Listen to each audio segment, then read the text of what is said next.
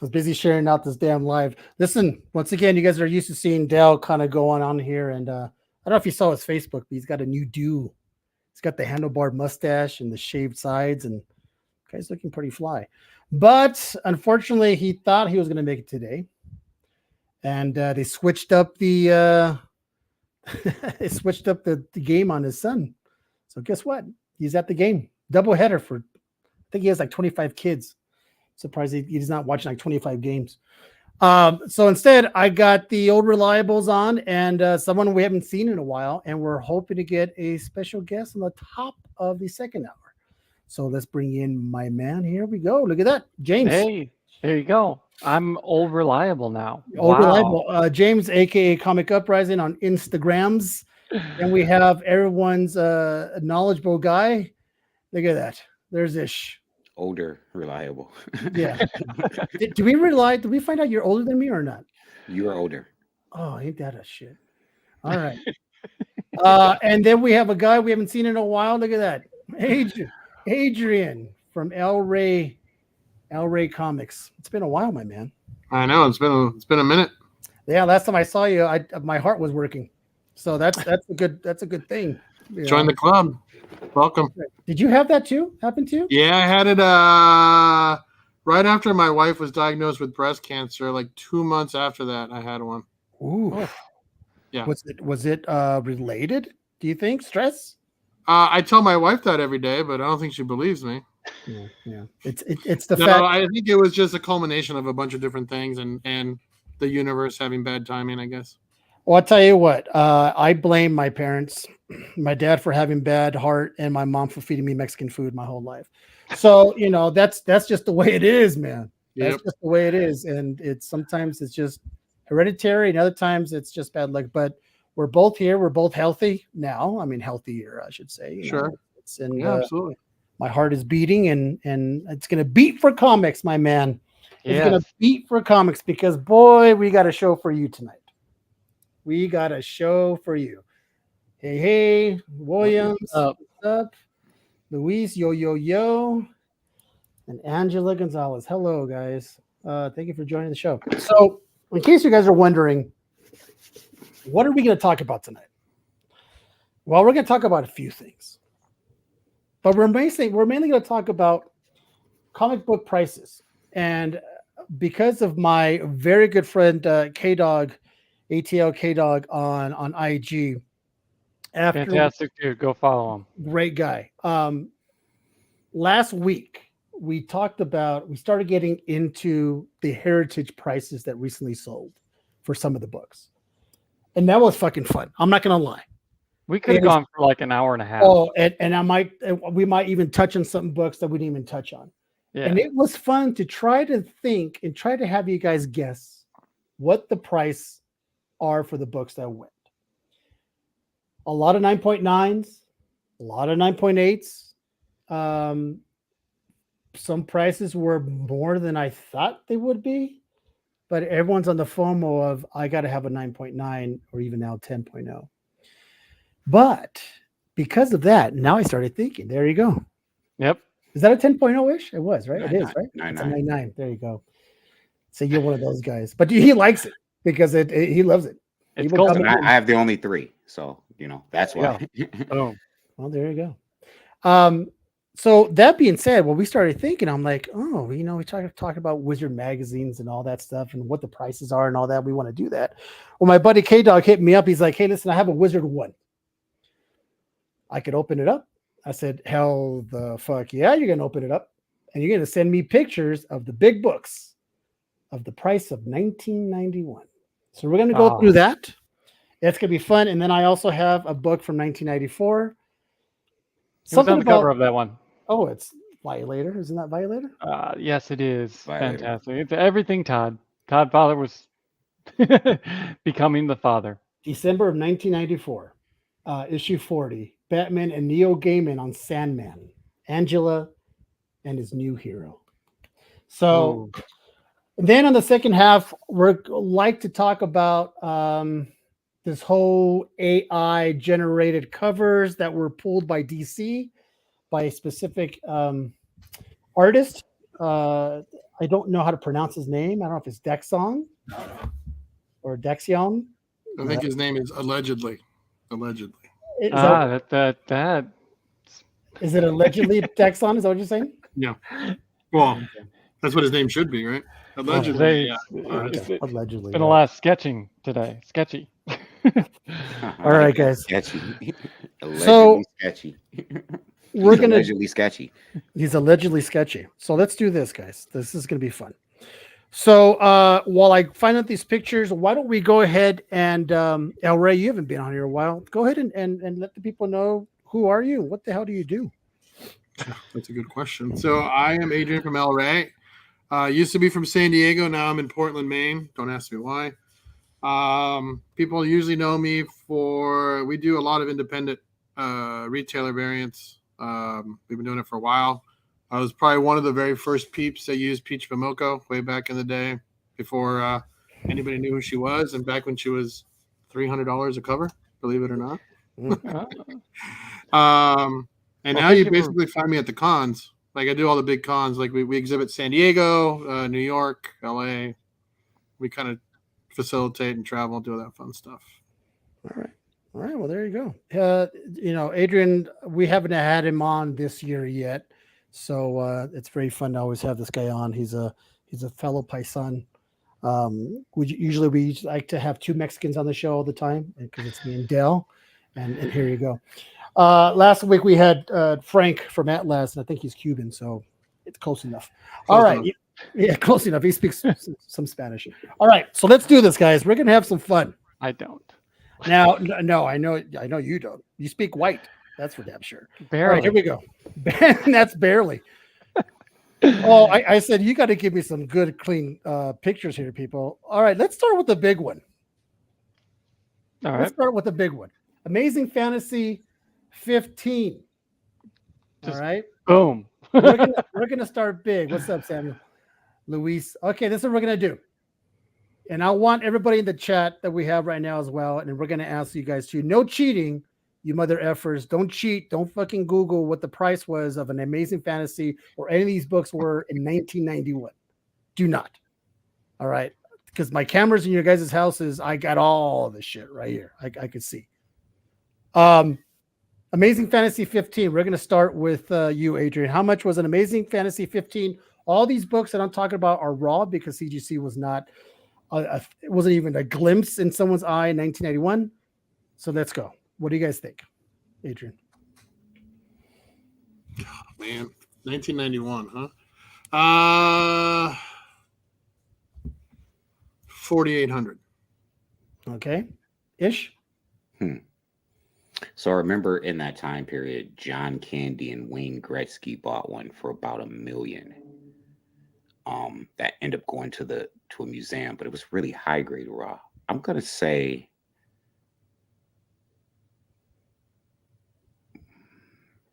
closer to 100K. Okay. I'm gonna say 80K. 80K. Now, mind you guys, this is, we're talking 1991, based on Wizard. They're not telling you VF. It's just the price, right? How about you, James? I think I remember when it, because it was, I think I remember when it crossed 15K, because it was 15 amazing. So I'm going to go right around 12,500. I think that's roughly where. First of all, I'm not Bob Barker, so you don't fucking go over $1. He's like 15,500. So you're saying 15,500. You're going 80K, right? Ish. And what'd you say, Adrian? 490? 4,800. 4,800. 5,500. Wow. That sounds about Damn right. it. Did you guys hear that in the chat? You could get an AF-15 in 1991 for 5,500. Hold on, Which is like 80K today. Let me pull up an inflation calendar or a calculator. Oh, look at that! What an assist from this guy. See, this is why I knew he'd be useful for something. So you said it's 5,500. Is that what it was? 5,500, 1991. Today's All right. dollars is $12,762.45. So $12,762. For That what? was a much better investment if you made that. Damn. Wow, wow. It's a good investment though if you could pay that now. Yes. Yeah, 100%. Yes. All right. Wow. That was a cool calculation. Yeah. That was cool. All right, here we go. ASM number, what year? Samuel, that was 1991. So these are based on, for those jumping in, these are based on Wizard the 1. Wizard number 1 price guide. In the very back, there was a price guide, which we all went to. If we were collectors, the fucking first thing I would do is go to the back of the price guide just to see, oh, look at my brigade. Oh, wait, that it wasn't existing yet. Hey, I got a question. Did Yeah. they do the bars? Like, is it color? Did he screen cap it? No. So it's all blue. It's like, it's funny. The Amazing Fantasy is white, but everything else is all blue. So I don't know what their legend was. Blue, I think, was dropped. Check your other one, just real quick. Oh, well, they got advanced in 1994. Remember, 1994 is where they went pink. Yeah. Yep. And then Pink, green. Green. If it dropped, green is going up. I think pink was. I forgot what pink was. But I think What blue was month always did up. Wizard 1 come out? Was it May? I don't know. I don't have the actual. Oh, you might be right on that. I May. could go with May. That sounds about right. Because didn't we start a war not too long before that or after that?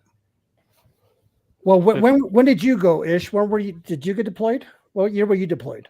96, but I think it was 90 Was it 90? going into 91 that the Gulf War started. Yeah. Okay. Mhm. That Super Bowl because Buffalo lost to the Giants and Whitney Houston sang and I was pissed and all the that Whitney Houston national anthem became the military's version of the national. It was 90 into 91, I believe. I was just So graduating they say Wizard 1 September 91. September. So September. All right. But it here we says it launched in July. So Wait a I minute. don't know. So it was launched in July, or it came out? It was published in May, but it wasn't launched till July. Something like that. That's what the fake news of Wikipedia is saying. So All right. Next one. Here we go. ASM number 1. okay. Peter, I'm unfriending you. This is 1991. 1991. Everything's all right now. It's 1991. Spider-Man number, Amazing Spider-Man number 1. What you think about, Adrian? Let's go with Ish. What do you think first? So AF-15 went for 2500. 2,500. All right. James? I was right there, so I will be 2,000. That's All right. And Adrian? I was going to go less, probably like 1,500, 1,600, somewhere around there. All right. So 1,500, 2K. And what did you say, Ish? 25. And Luis is going in at 3,500. So let's Is see. it 3 digits? It can't be 3 digits. I got to tell you, man, there's no fucking rhyme or reason of the people in the 90s. $4,750. What? So in AF-15, the first appearance of the webhead, $5,500. The first series, $4,750. That's It's 11,000 interesting. in today's money. It's interesting when you think about it, though, because if you think back then, right? I mean, those books weren't too far apart, but people weren't hot chasing down first appearances.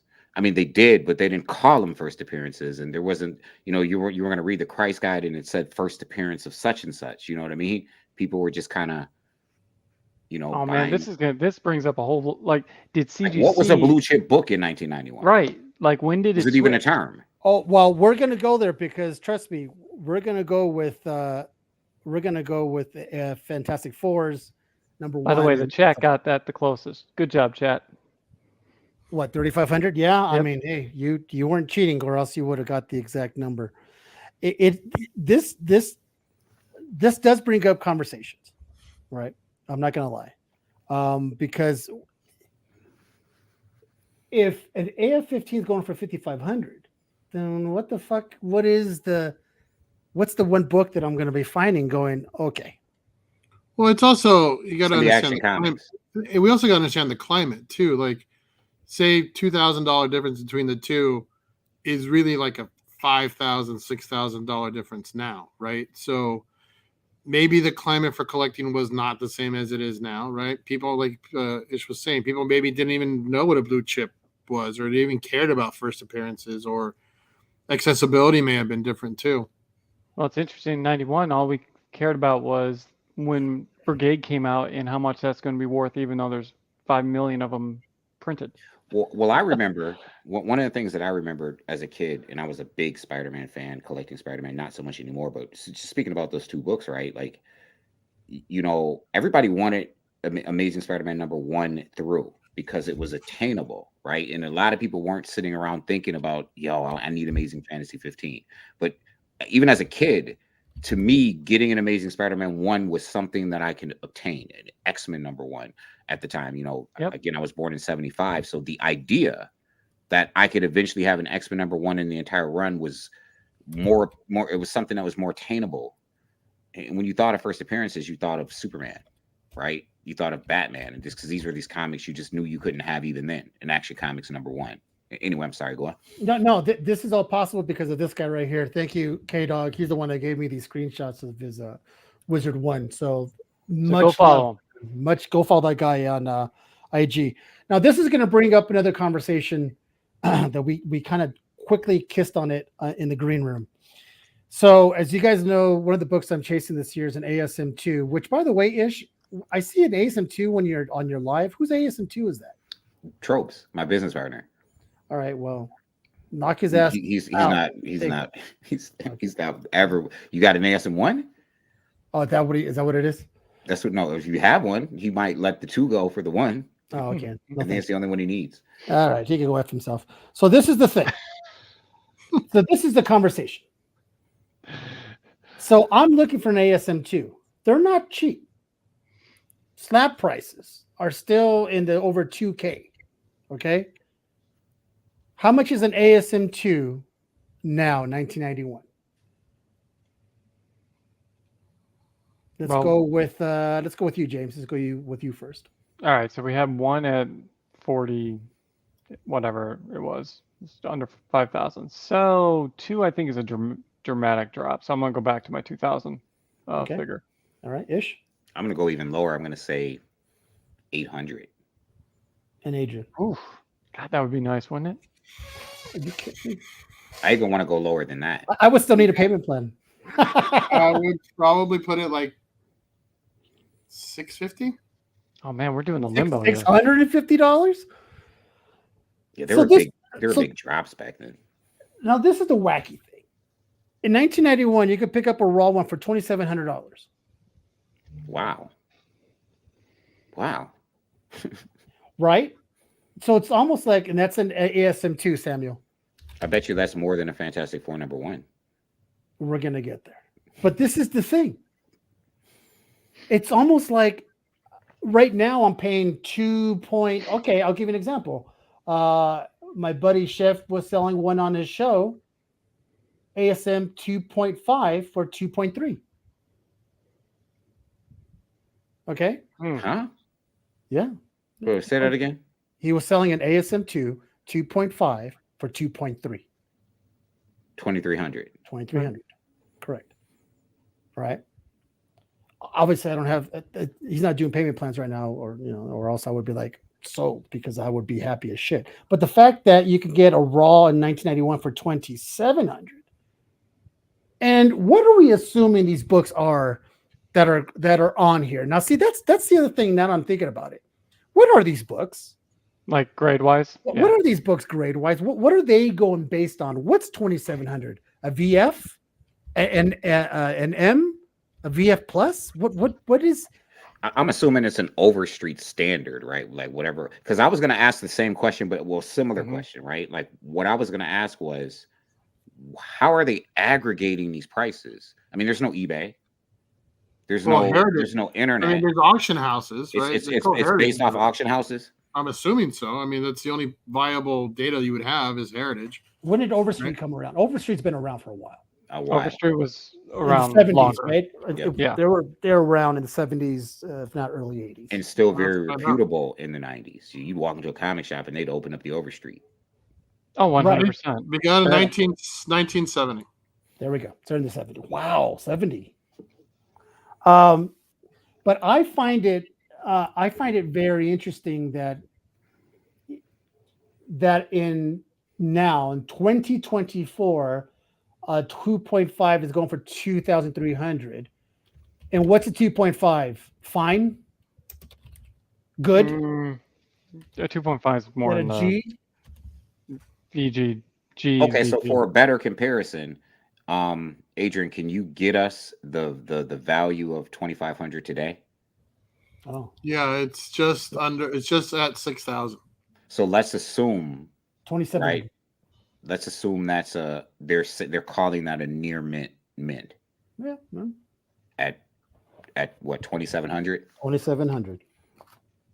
So GPA doesn't have a 9.8 on it right now.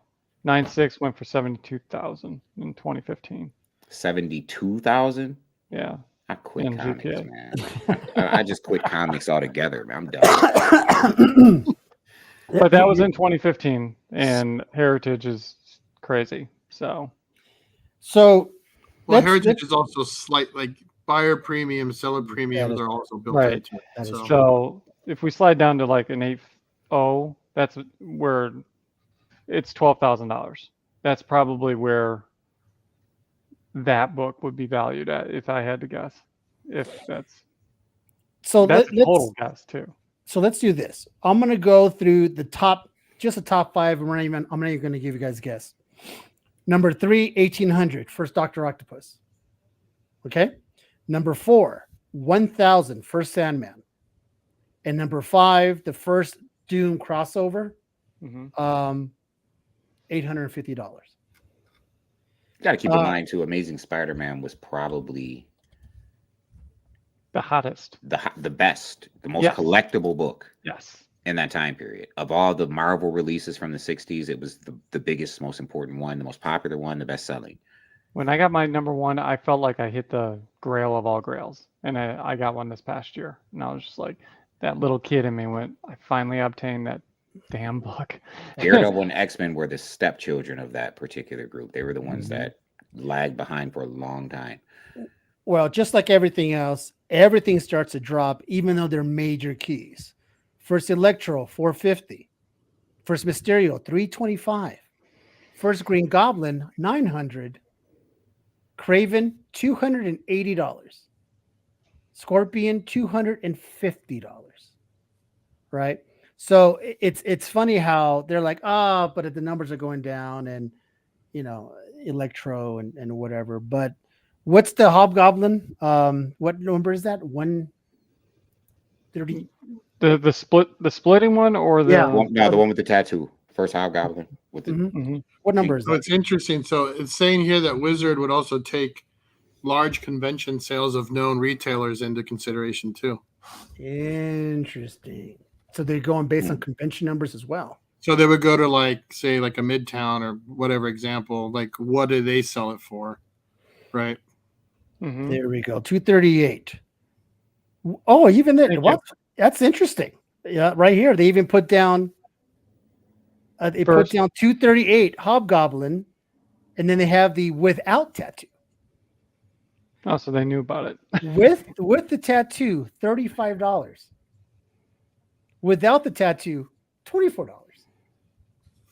How much of a difference is it now when you get a slab book without the tattoos? It's a dramatic drop. Not a $9 drop, or where the fucking that number is. Unless it's a 181. Oh man. Well, All right. if you forget about the hard number and look at the percentage drop, right? That's That might probably be a little bit more accurate. wow, All right. businessman. You are on it. Well, I mean All right, here we go, guys. Because we constantly talk that with smaller numbers. Ah. The percentages really It's change. percentages, yeah, it's the percentages. So it's dropping 40%, which is about what it is now, right? How about we look at what that can't be. Well, like here's something. All right, so in that book, I'm curious, has Spawn come out? No, Uh, not okay. 91, 93. What other hot book right then that is spurring all this wizard? Like what's the book that really got it going? Like 300. How about ASM 300? New Mutants Is that on there? 89. Oh, that's a good one. Yeah, let me see. I forgot all about the 300. Oh, let's see. Did you? Oh, damn you, K Dog. K-Dog, You quickly didn't send give it me to the him. 300, K Dog. Hey, K Dog, if you're So the hottest selling comic book, according to Diamond, in 1991 is X-Men Volume 2 number 1 and X-Force number 1. Yeah. But we're looking for like those But that's big where the boy market's books. going, right? So that's where people Right. is dumping all their money. So that'll Okay. give you a, kind of a test Finley. of the market. But by comparison, like what's the big boy book, right? Like wait, what? Well, hold on. We're gonna be getting there. Don't spoil it there, Adrian, because don't get happy fingers. I don't want you to go in there. But K Dog, Like if you're still there, K Dog, do me a favor. Open up your wizard and type in what the ASM 300 is. he said less than half. because that the X-Force number 1 and X-Men number 1 were, I mean, one broke one set a record, and then the next one came and broke the record, and you know what I mean. They were still hold the record for most copies sold. I see what book we're not talking about in 1991. Yeah, that's what I want to know. What's the big boy book? You know, what's the ASM 300 of 91 that had the loot The fingers have happened. people were chasing? What is it? The Infinity Gauntlet? No, that was later. Yeah, Was it Infinity Gauntlet? That's Ah. 80. That's late 80s, right? No. 1991. Oh, was it exactly 19? Wow. Yeah. So Infinity Gauntlet. Now, was that a Interesting. book that came out? Was that one of those books that dropped? Because you didn't see them a lot, right? I think you saw it with Todd McFarlane's Spider-Man number 1. One of the covers was like not cover price after the first week. I can't remember which one. I think it was the platinum cover or what have you. But was Infinity Gauntlet, because I don't remember, because I didn't buy Infinity Gauntlet. Neither did I, which is when it came so out. funny. You know, But it's not though, right? Because back then people had very specific niches when they were collecting. Marvel wasn't putting out great books. Well, right? here I'll tell you. So this is a random list. Mm-hmm. The hottest books that came out in 91. Mm-hmm. So Infinity Gauntlet, X-Men 1 through 3, Spider-Man 6 through 17, so the Torment covers. Mm-hmm. Incredible Hulk 3's 77. The Bone green cover. number 1. Sandman 22 to 33. Jesus Christ. Batman versus Predator number 1. My God. X-Force 1 through 6. Silver Surfer 45 through 60. Magnus, a Robot Fighter number 1. Yeah. Valiant was doing his thing. Valiant was doing its thing. All right, there you go, guys. ASM 300. A nice, cool $35. I might need a payment plan out of that as well. I think it's dope what Adrian is saying, though, because it that. really speaks to the niche, like, because of what was going on with Marvel and DC, right? Like, if you look at DC, and he didn't even mention many DCs except for Batman. Batman was outselling everything at DC, and so was Teen Titans, right? X-Men, Spider-Man, with the occasional Hulk or Ghost Rider, was just outselling everything at Marvel. People just weren't buying Avengers. They weren't buying Iron Man. And if you were buying DC, you were buying Vertigo, right? Sandman. That's just what it was. So it was like you had these niches. Yeah. I didn't buy Vertigo, but I bought X-Men. I bought Spider-Man. You know what I mean? People who didn't buy Marvel bought Batman, Green Lantern, or Teen Titans. You know what I mean? That's right. And then all right, guys. Comics. Oh my gosh. We're gonna move on. Yeah, Chaos. You forgot about Darkhawk, by the way. Darkhawk number 1. Oh, where's is that on there? That's everybody's favorite. It's everybody's favorite. Yeah, but you're right, Chaos, with Lady Death and you had the women of the 90s. Evil Ernie and shit like that. Okay, here we go, guys. No, I think Evil Ernie with Harris. No, Evil Ernie's 91. No, but is it Harris? Yeah, was Chaos. Chaos did Evil Ernie. Are you sure it's not Harris? Oh, let's look it up. Well, maybe it was Harris. First appearance could be Harris. That's what he's known as Chaos. So Sleepwalker, yeah, that's a good one too. Oh my gosh. Sleepwalker. All right, here we're gonna go. Avengers number 1. In 1991. Let's go. Whoever's ready can shut it out.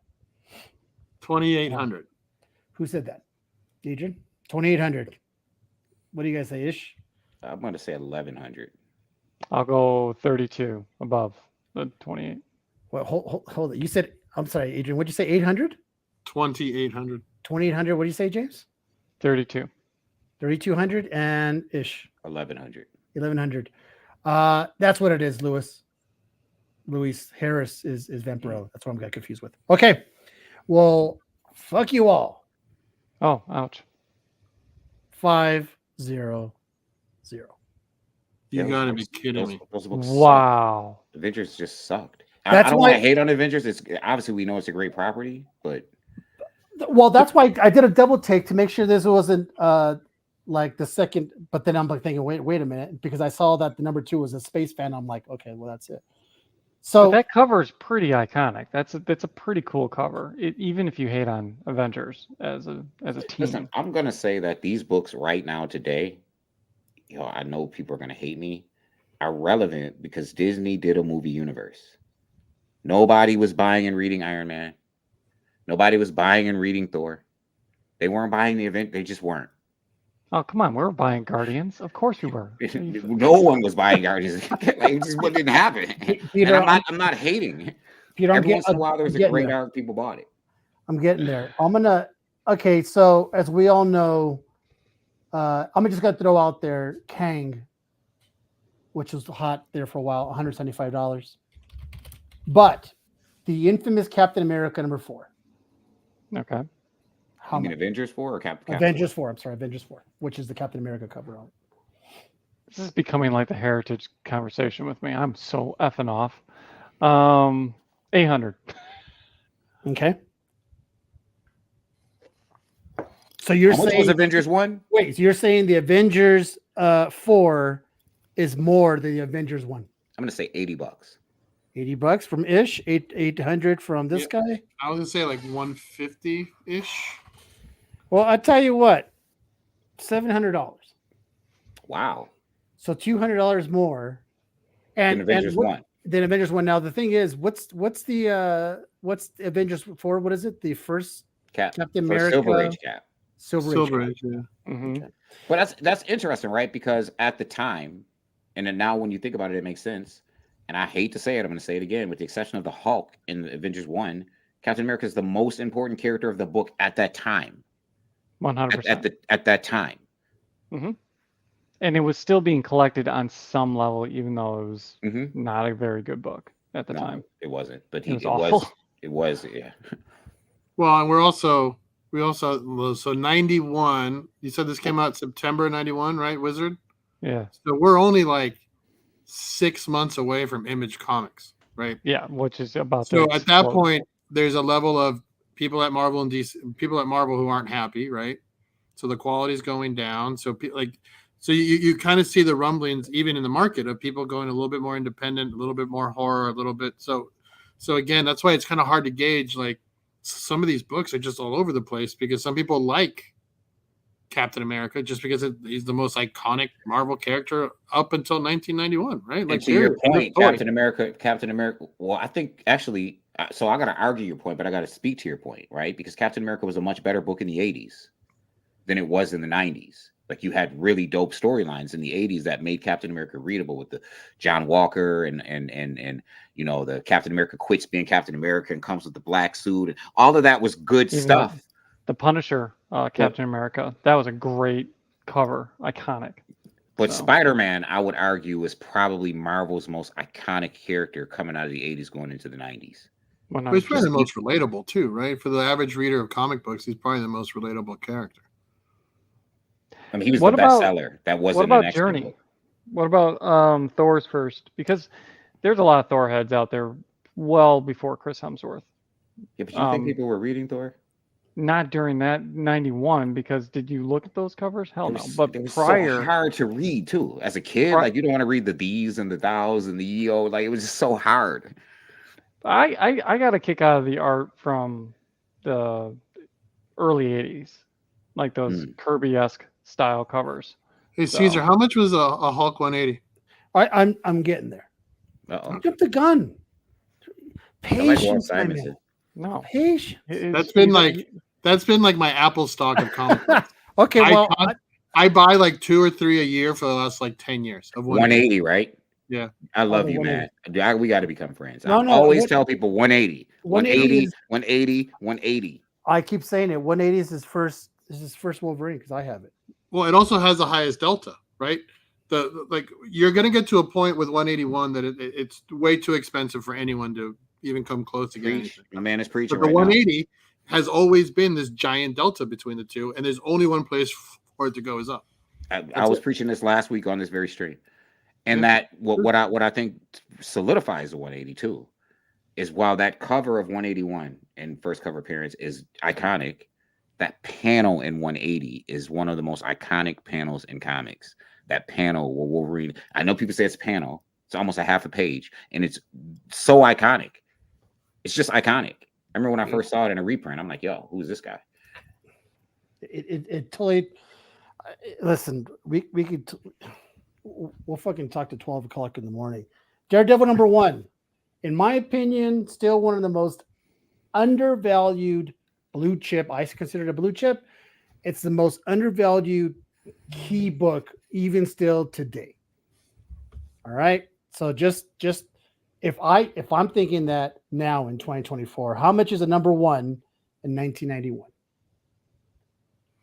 Luis says 300. Let's see. Daredevil. I'll go a little higher, 500 on that.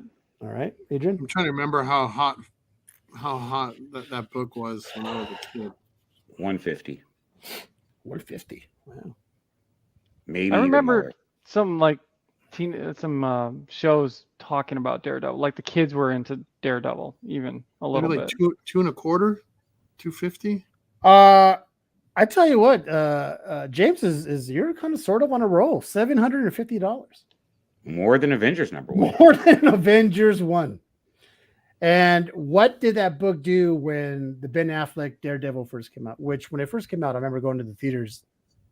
I liked it because I do too. I as a matter of fact, I loved it. Let me tell you why I loved it, because it was fucking Daredevil in the theaters. Yeah. Mm-hmm.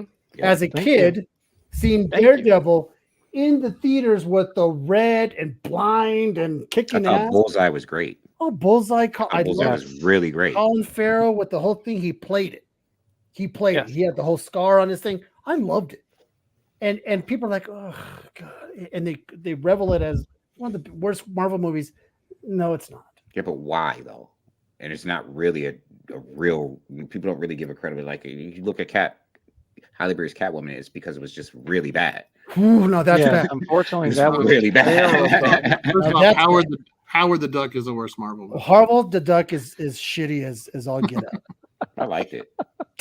Well, I was a kid though. We cannot be like friends. 9 years old. All right, guys. Maybe. Now we're getting Fantastic Four #1. The mother of Marvel, the one that, you know, put the hard on, you know what I'm saying? What do you guys think? #1, 1991. What's the price? not 3,000. Okay, Doug, you might have a point because they saw different, because that was the other Daredevil other than the shitty ones from the 70s, but you're right. How much did you say, James? 3K. I could be way off, but I was going to say 7,500. Okay.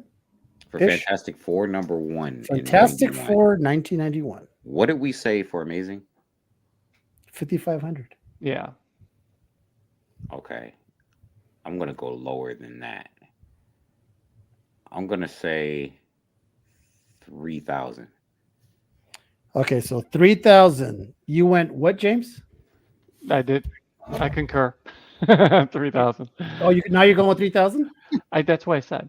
Oh, okay. Well, then I'm old. Adrian, what did you say? 7,500. 5,200. Okay.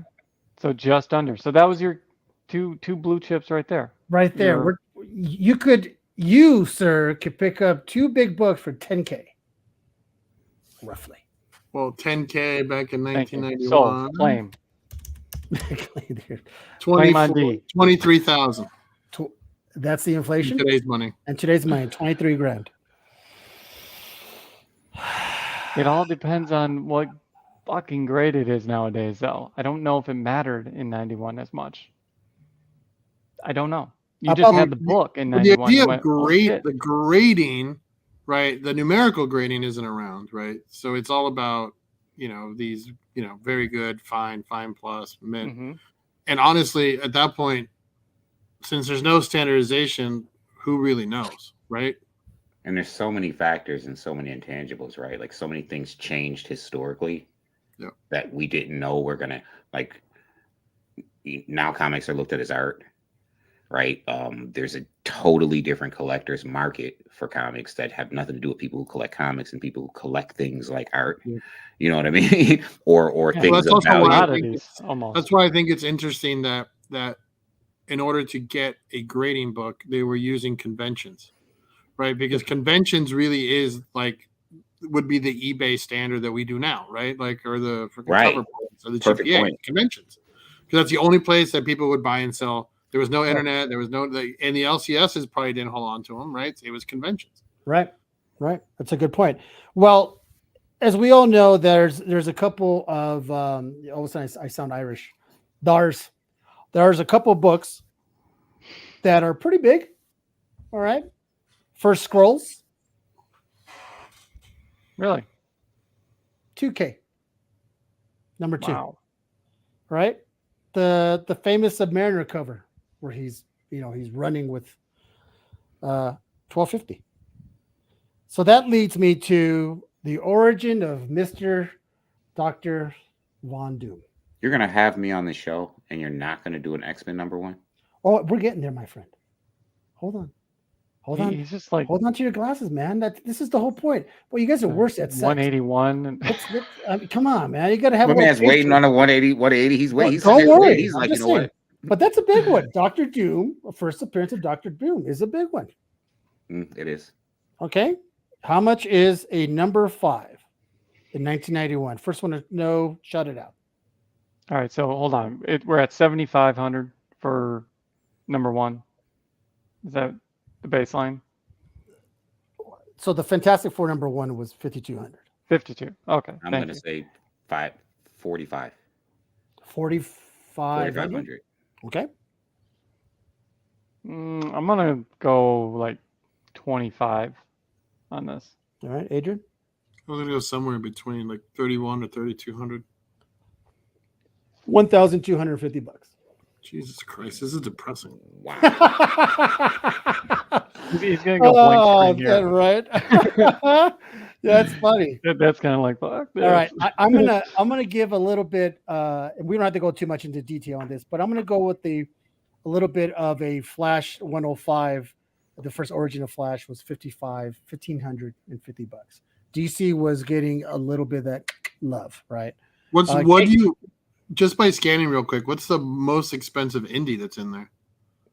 He didn't send me indies. He sent me the big ones. Oh. Can we guess? What would you say? I know you can't verify it, but I would. Did they have indies? I don't think they did. I don't think they did in 1991, Adrian. But if we could and they did, I would say Turtles. Yeah, because I don't even think in 1994 they had indies.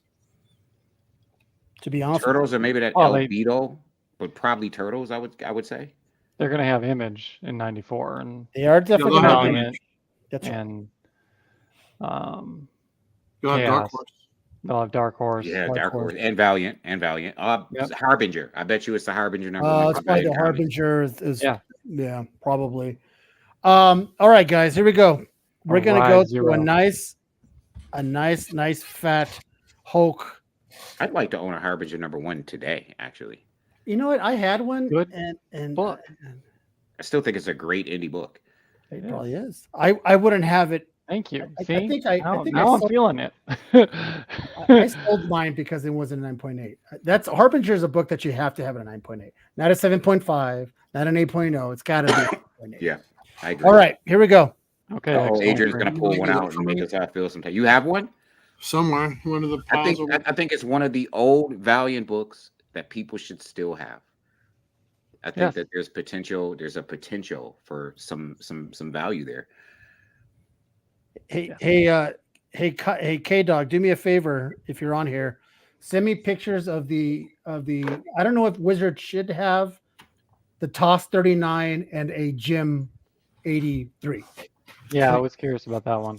If Oh my I'm pretty gosh, sure, I'm pretty sure they had it. Maybe not. I don't know if Wizard would have a Journey into Mystery 83 I don't think they or a dated back Toss that 39. far. You see, this is the thing with when you have Caesar on, who's just great, and he has the greatest wall. For those who are watching for first time, don't be deceived by Caesar's wall.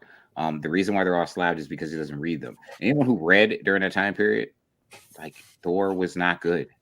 I'm not just saying it. I'm really not. And there were some good arcs with Thor, the Beta Ray. There was this. Adrian, he's our stat guy. You can go back and look at sales Of what? books like Thor, books like Iron Man. And those books really didn't move. Yeah, No, yeah, they were pretty stagnant for the most part. Well, And that the especially cover during that art time. was garbage during that time. And then people tell me, "Oh, it's cool now." I'm like, "No, it's not." listen, if Marvel didn't go bankrupt and sell their IPs, their IPs, we wouldn't have saw Iron Man. We would have saw Fantastic Four from Disney. We would have saw Hulk from Disney. We would have saw X-Men from Disney. Because those were the properties. When Marvel went bankrupt, they moved those properties because those are the properties that had the most value. Mm-hmm. All right, here we go.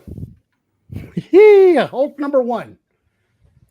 Now, I'm going to tell you right now, Hulk number 1 right now at a 0.5 or we've on a 1.0, we're talking 7K, 6K, 8K for 1.0. My buddy was selling 1.0 for 8.3. And that's the going rate. And he's actually a little under. Okay. How much is a Hulk number 1 in 1991 first person shout it out? You're off camera, right? Ish? Yeah. Okay. Climbing trees. Here we go. What is it? I'm gonna say 8,000. I'm gonna be half that, around like 4,000. 4,000. You're saying 8,000 in 1991. Mm-hmm. How much was ASM number 1? 55. No. And which book beat it? ASM was 7,200. I think that beat. Okay, I gotta put Hulk somewhere around the ASM price at that time period. Okay. So what do you say? 8K. No, I'm not. Maybe not 8, but 65.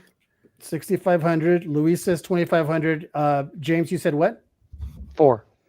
Adrian? It's got to be like 5-ish, $5,000. 5K. Okay, here we go, people. Incredible Hulk. It's Number too quick 1 for in this. 1991, $1,700. Yo, I quit. I don't understand. I don't get it. Okay, what was Tell Us to Astonish? Well, With Hulk? we don't think that Wizard was doing that at that time. Okay. Believe it or not. We don't think they did Jim. I asked K-Dog to send me pictures, but I don't think they did Jim, Toss, or Toss at all. Yeah. We don't think they did. Well, in your up and coming book here, we'll see if they're in those at least. All right, here we Couple go. years later. So now that your Flawless heart, victory. this show's not good for people like me and Adrian because our hearts can't take it. Let's go with the Hulk 180. Oh, here we are. I'm gonna throw out there $70. No, I'm going to say like 50. 50. Yeah, 40. yep.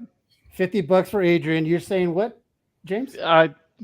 I'll do 45 just because. Oh, okay, Bob Barker. What about you, Ish? What are you saying? Hulk 180 and 91. Yes, Hulk 180 in 1991. Cover price. $100.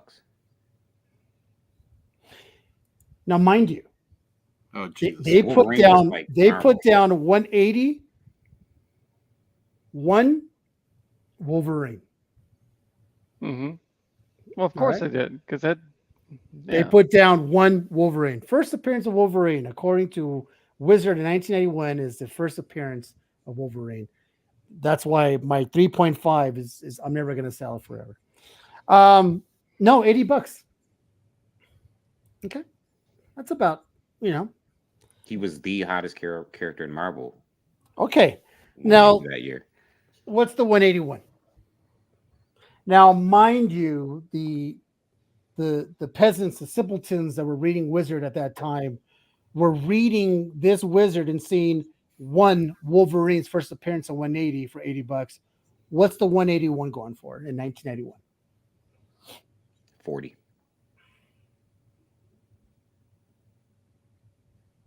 Yeah, that's probably right. It's got to be half of what, because the controversy of it was still not there yet, right? No, not according to this. 1980 was number one. Right, 81. 181. It has the 1 on it, right? No, 180 has the number 1 on it. Oh, For 180. $80. Oh shit. Well, then yeah, that's $40. Yeah, half. And Ish, what do you say? I said 40. Or 40. Yeah. Okay, well, you're all motherfucking wrong. Thanks. $240. That's interesting, actually. Now, why the F is I get it. 181, I remember now. $240 compared to 180 that is on here showing a number 1, meaning the first appearance of Wolverine, for $80. Explain. I remember Wizard would do that sometimes. I'm trying to think of the other book they did that with, where it was a cameo. But if I remember at the time, because I know Wolverine was really big, and that was the story that always got reprinted. I think 181 was the book that the market loved. Well, that's Yeah, Peter. because of the Peter's cover. saying because of the cover.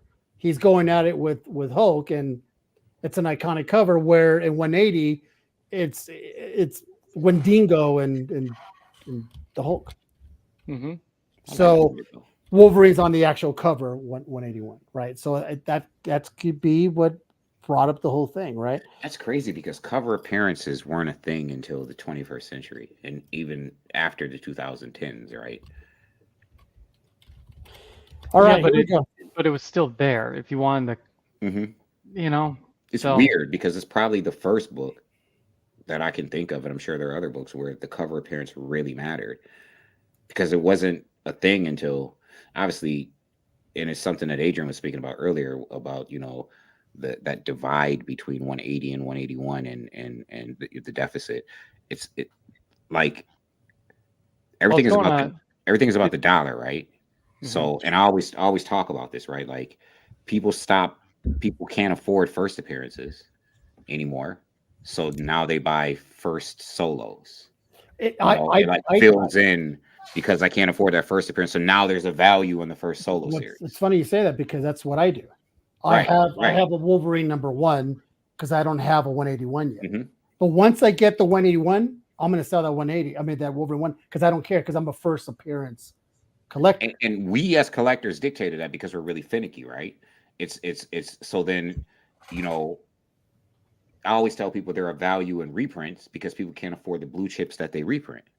Just why you have a Golden Records reprint of Journey and the Mystery that has value because people can't afford the Journey and the Mystery. And now, the trickle down effect is, well, people will take a cover appearance. Mm-hmm. And there's value on a first cover appearance where listen, we could mine through 90s comics and there's tons of first cover appearances that didn't matter until the 21st century when suddenly first cover appearances matter. Just tons of them through the 90s and 80s. Well, it's also what's more important, continuity or collectability, right? Right. Collectability for collectors. So let's do this. I'm going to take a vote. Do you guys want to know what the price? Because we're wrong. Apparently, K-Dog, thank you so much. He did send me the pictures to Jim 83 and Atas 39. You want to see those first, or you want to see the X-Men? X-Men. He's been waiting. Okay. I'm with K-Dog. X-Men 1981. 15. Oh, yeah. 15? 1500. 1500. Okay. I want to say 12, 15, but I'm going to go with 15. All right. I've been wrong every single one. Adrian? I don't even know, man. At this point, I'm just going to make something up because it's just like a stab in the dark. 26 $26.75. All right, $26.75. All right, James. I was in that range. I was like at 23, just because X-Men 1 was so hot, and It's during just the worst book ever. so no, not the original X-Men, the reboot. Oh yeah. So it brought a lot of attention back to X-Men right around that time. All right, and Luis, you're saying 2,400. You, my friend, could be a very lucky person to pick up an X-Men X-Men from 1981 for $1,800. $1,800. It was just the worst book of all of those early. What is that, Adrian? Now 1,800. How much? 1,800, even. 6,000. 4,100. You know. You're kind of depressing Adrian here. I'm just saying. So Billy, we're talking. We're giving prices of these blue chip books from a Wizard number 1 from 1991, and Adrian's about to pass out. So the funny thing is that I just want to go back and take my whole first military paycheck and buy everything, just 20 ones. Hawk 181 and never open them. Take the next one and buy 20 more. And never open it and just seal it away in a cedar chest and that'd be in. But the funny thing is everything under that. But yet the first Evil Mutants number 4 is $400. Number 2 is $800. 3 is $325. First Blob, $175. Man. Well, what's interesting too is that unlike now, where movies, TV is moving, like that's what pushing the price, right? Speculative. 100%. Back then, this was pure people just buying. I'm going to tell you now, and I'm the biggest X-Men guy you'll find, and I'm sure you'll find 2 more in this stream we're watching right now, right? Every character that you mentioned, not named Magneto, seriously, sucked. I cared about Scarlet Witch. Juggernaut? Like Scarlet Witch no one cared about her. Nobody cared about the Blob. Mm-hmm. They cared Toad. Mm-hmm. Like they just didn't. They weren't great characters. Well, okay, Brotherhood of Evil Mutants were great characters. Even Freedom Force were great characters, but individually, no. And Scarlet Witch, sorry, I know you guys are out there, you movie fans. Avengers really made her this thing. And then Marvel, the comics, had to follow suit and make her this thing. Because she wasn't, though. She wasn't. Yeah. Like, she just wasn't. Juggernaut for $160. Yeah, that's about right. All right. So, they actually have, wait a minute. K-Dog, I think there it is. Giant size X-Men. Oh, I just saw that. Okay. G size number 1, new X-Men. How much? 800. Well, it's gonna be less. Right? 250. Yeah, like $400. $155. Oh. Yeah, but I remember because the first time I bought one, you could get a giant size. You could get a giant size for. I did not spend $100 on that. I didn't spend $100 on the 9.2 on that 9.2. I remember when I first bought my first giant size in 2004. I bought a giant size in an X-Men 94. Probably 8.0s, and they weren't graded. I spent $900 for both total. Yeah, Adrian, you don't need a haircut because your hair's gonna all fucking fall off by the end of the show. So we're doing you a service, my man. All right. I actually have a question for you on this first appearance stuff. What do you think about the Gambit thing that's going on? Because back then in this Wizard, I bet you the Gambit's first cover appearance meant a lot more than what is now considered the first appearance. Okay, you know what? Good thing. It's always been that way, though. That G66 was always. Yeah, but the annual is now picking up steam. It's finally because it's not a freaking first appearance. Oh, you know what, K-Dog, you cut off the 266. K-Dog, can you just put down, look up a X-Men 266 and just drop the price on the I bet you it ain't worth on the nothing. chat. But I will. $60. Yeah. Not Yeah. even, because you But can what still would get it you for 60 what bucks would at you early advise 2000s. somebody right now talking with the Gambit thing, because a lot of people are going back and forth. Well, Ish hates that cover. Well, Yeah, I I know, hate the cover. but 180. Oh, you're saying the whole controversial, like Yeah. what's his first appearance? Yeah. Between the annual 14 or this? Is there any legs to pick up the annual? Like 180? You better have the annual. Well, we talked about this because what do? You fucking pick up both because they're cheaper than shit. You could pick up a X-Men 266 at a 9.6 for dirt cheap. For like and you could pick up an annual 14 for even cheaper. For a 9. Well, these are these obtain like if I'm a kid in a wizard right now, this is the book I'm like, ooh, I could get this book in today's valuations on both of them. You know, this is my Hulk maybe, or my Wolverine. I'm sorry. So yeah, buy both. That's what I would tell somebody, like, well, should I get the X-Men and what? Fucking buy both. What about the Wolverine? Buy both. I mean, if you can, that's the whole thing. If not, then I don't have to tell you. It's hard though, right? Because, and I once did a show on this, and it's hard to compare Hulk 180 and 181 to X-Men Annual 14 and Uncanny X-Men 266.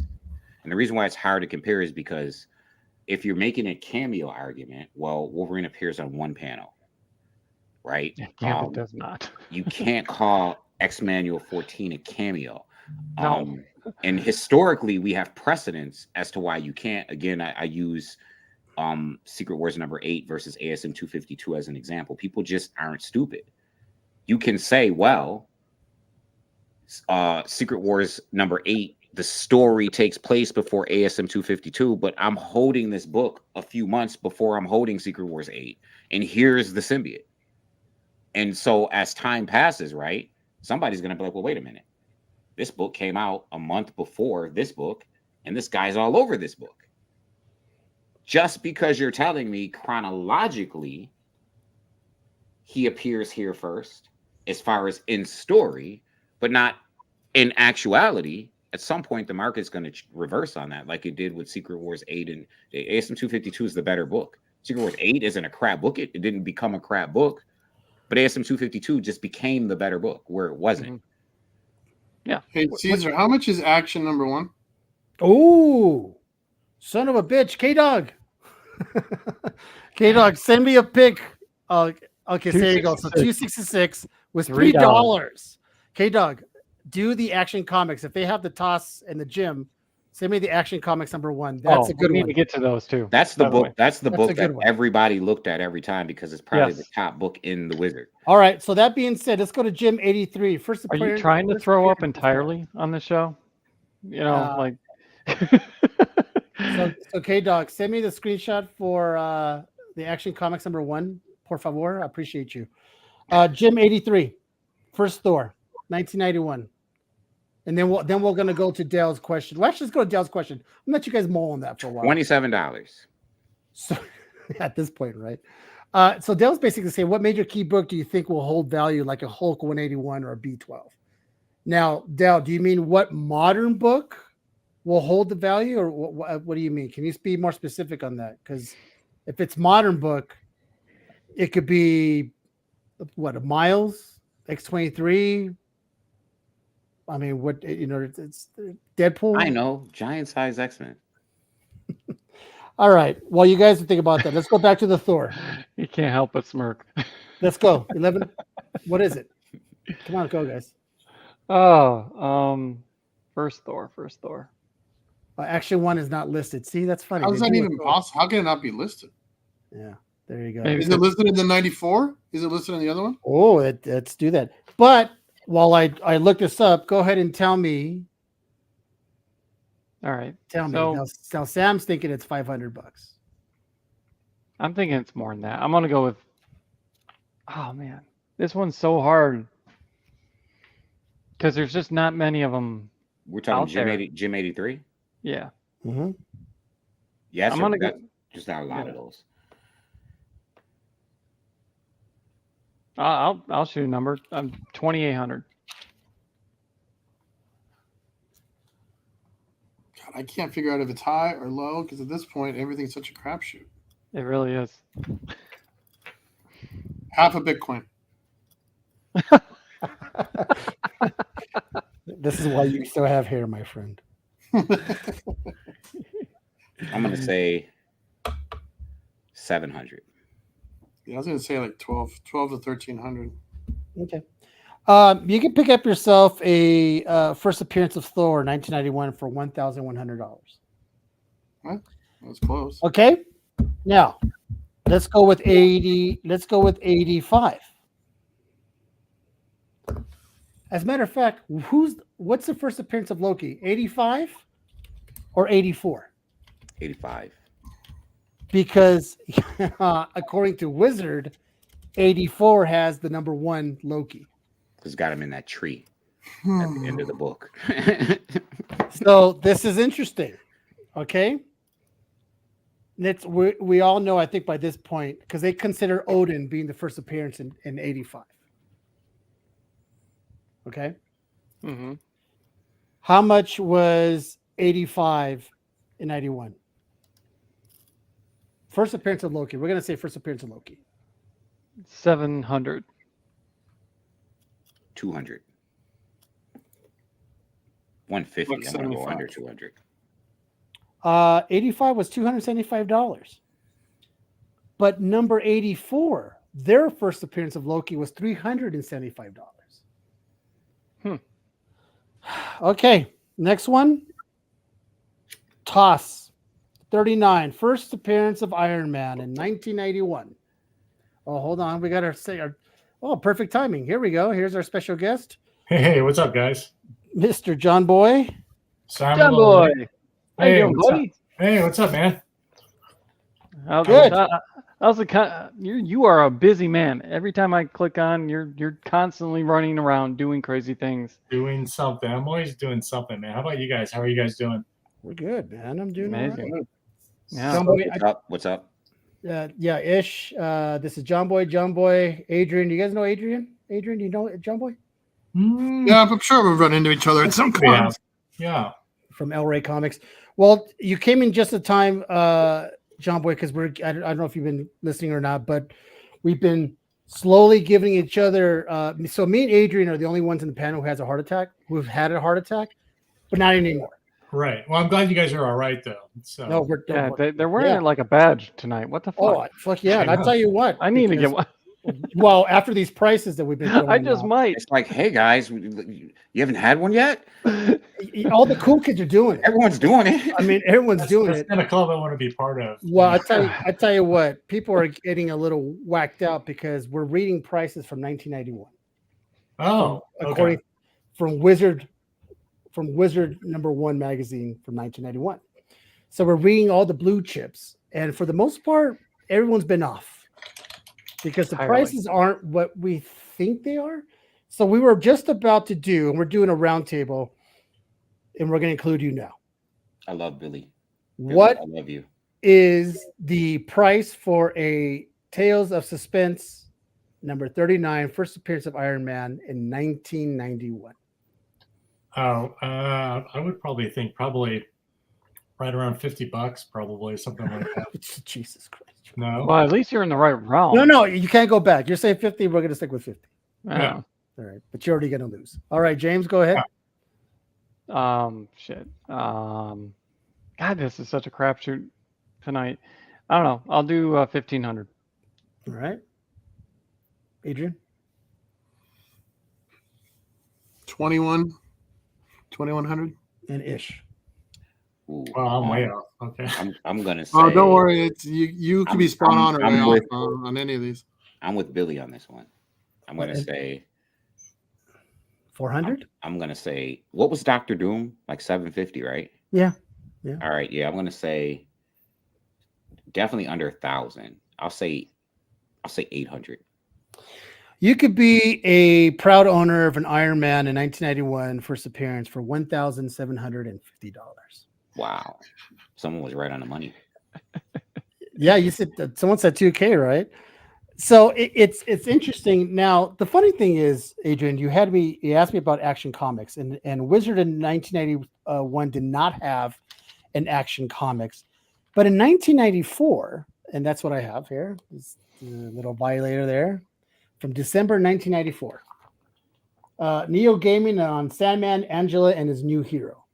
If you guys ever want to go on flashbacks, you don't need a fucking machine. All you got to do is look at an old wizard, and it's going to take you back. And I love that because Neil Gaiman and Angela in the fight that exists beyond that, between Todd and Neil about Angela. This is the funny thing. They have an Action Comics here, but starting from 1958. What? They don't have the 1932. What was Action Comics? 32, 33? 39? Yes. 39 or so? Okay, hold on. Wait a minute. I think it was 39. It is 39. 1939. Oh, okay. Yeah, But just to put it in perspective, one just sold 20 days ago for $6 million. Yeah. At what grade was that? Oh, okay. Got you, Del. We'll talk about that. Yeah, Action Comics, that was a 8.5, I believe. That's so for like it was a pedigree one, but a pedigree. It was a Pittsburgh pedigree or Kansas City or something like that for $6 million. Now, you know, there's almost as many blue labels as there are purple labels of Action Comics. Mm-hmm. Is that doesn't surprise me? I mean, who actually, the fact that you would still have a blue label from 19, what'd you say? Yeah, but how many total between the two? 80-ish. What year did you say? 39. It's pretty depressing. Now, we're going to fast forward because the prices between 1991 to now 1994, we're going to just fast forward and go straight to the Incredible Hulk. Now we're going, okay, some time has changed. Don't forget Watchmen, people. That was pretty big in the 90s as well. Mm-hmm. Matter of fact, I remember in the 90s, I couldn't afford a Watchmen. They were too pricey. I mean, $8 I couldn't afford apparently. It was tough. Comics were $1 then, so thank you, John Ward. Is that nice little jab? I like how you come here right away jab at my age. You said no, because it's either you spend $8 on one comic, or you buy 8 comics for $1. And for me, it was 65 cents. So it's like when the 90s hit, it's like, come on, man. Now, I could spend $5 and get a lot of comics. Yeah, we were 65 cents. When they went up to $5.50, it was kind of like, we're like, what the hell? It's like, who's gonna buy comics now? And they're like, now $5. So it's like, oh, okay. Now this is the funny thing. Do you guys remember the price I gave you guys for the Fantastic Four #1? Like, it was it was cheap. Cheap? No, it wasn't cheap. Not by 91 standards, you know what I mean? I think. No, I mean, compare what you thought it would. You would think it would be $2,800, right? Fantastic Four was $5,200 for #1 in 1991.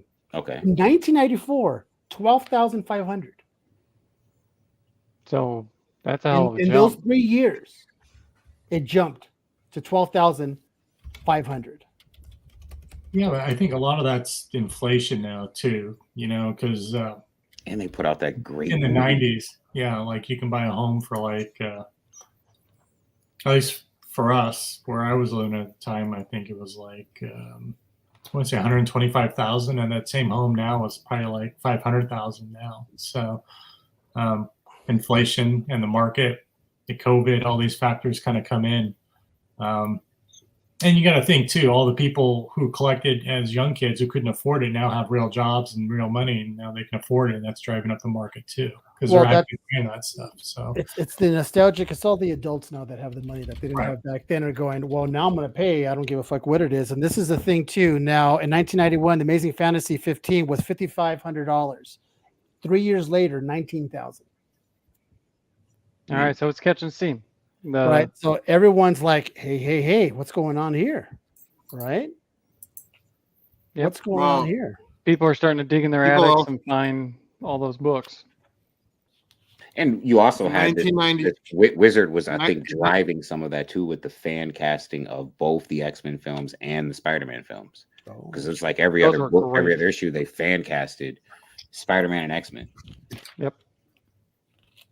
Yeah, but I think historically Wizards are always a little bit higher, and they did a lot of things to kind of game the market because there was no arbitrary rhyme or reason how they jacked up prices on back issues. Just because it was kind of like speculation and much like today, I guess. But Overstreet was a lot more. If you compare those prices to what Overstreet was at the time, too, you'll probably find a marked difference by probably several hundred to several $1,000s in price. Incredible Hulk, 1991, $1,700, 94, $7,000. Is that Wizard? Are we still doing Wizard stuff? This is Wizard 1994. Yeah, like I don't think that's actually reliable. It's kind of bullshit, if you ask me. It wasn't anything that was based off of any real hard data. Well, it's funny because Adrian found out. What did you find out, Adrian, how they got their prices? They're using either big retailers and convention prices. Right. Whereas Overstreet used sales metrics and sales figures and numbers and all these other factors. So, and what year do you have in your hand, Caesar? So right now this is 1984. So 1994. So we're going 3 years after. So here we go, the big one right now. In 3 years, in 1981, they considered Hulk 180 as the first appearance of Wolverine, and yet, John Boy, before he jumped on. 181 was selling higher than the 180, and we're thinking because it was the cover, right? Wolverine's actually on the cover. People loved it. It went from $80 to $249. That was the difference. Mm-hmm. Now, in 3 years, now they consider the 180 the cameo of Wolverine, and the 180, get this, gentlemen, went up $10, $90. It went from $80 in 1991 to $90 in 1980, and the 181 jumped to $325. I hate Wizard. No, because I remember being in high school, elementary school, going to high school, collecting Wizard and loving this book, and I'm just sitting there thinking, like, how stupid was I? Like, you put inflated prices. Good job, fellas. You wrap inflated prices in this pretty package of, dope art and a free 1/2 comic book, and you know what I mean, and you kind of just fooled an entire generation of people into, people just didn't even care about Overstreet. First of all, 1994 cost too much for a kid to buy, but 94 is a weird year too, right? So DC killed both Batman and Superman in the same year, right? Well, they killed Batman. I thought they broke his back. Yeah, his back. So I mean, the speculative bubble was already starting to burst, right? You're on the brink of Marvel about to go bankrupt. Right? You have all these things all happening at once, right?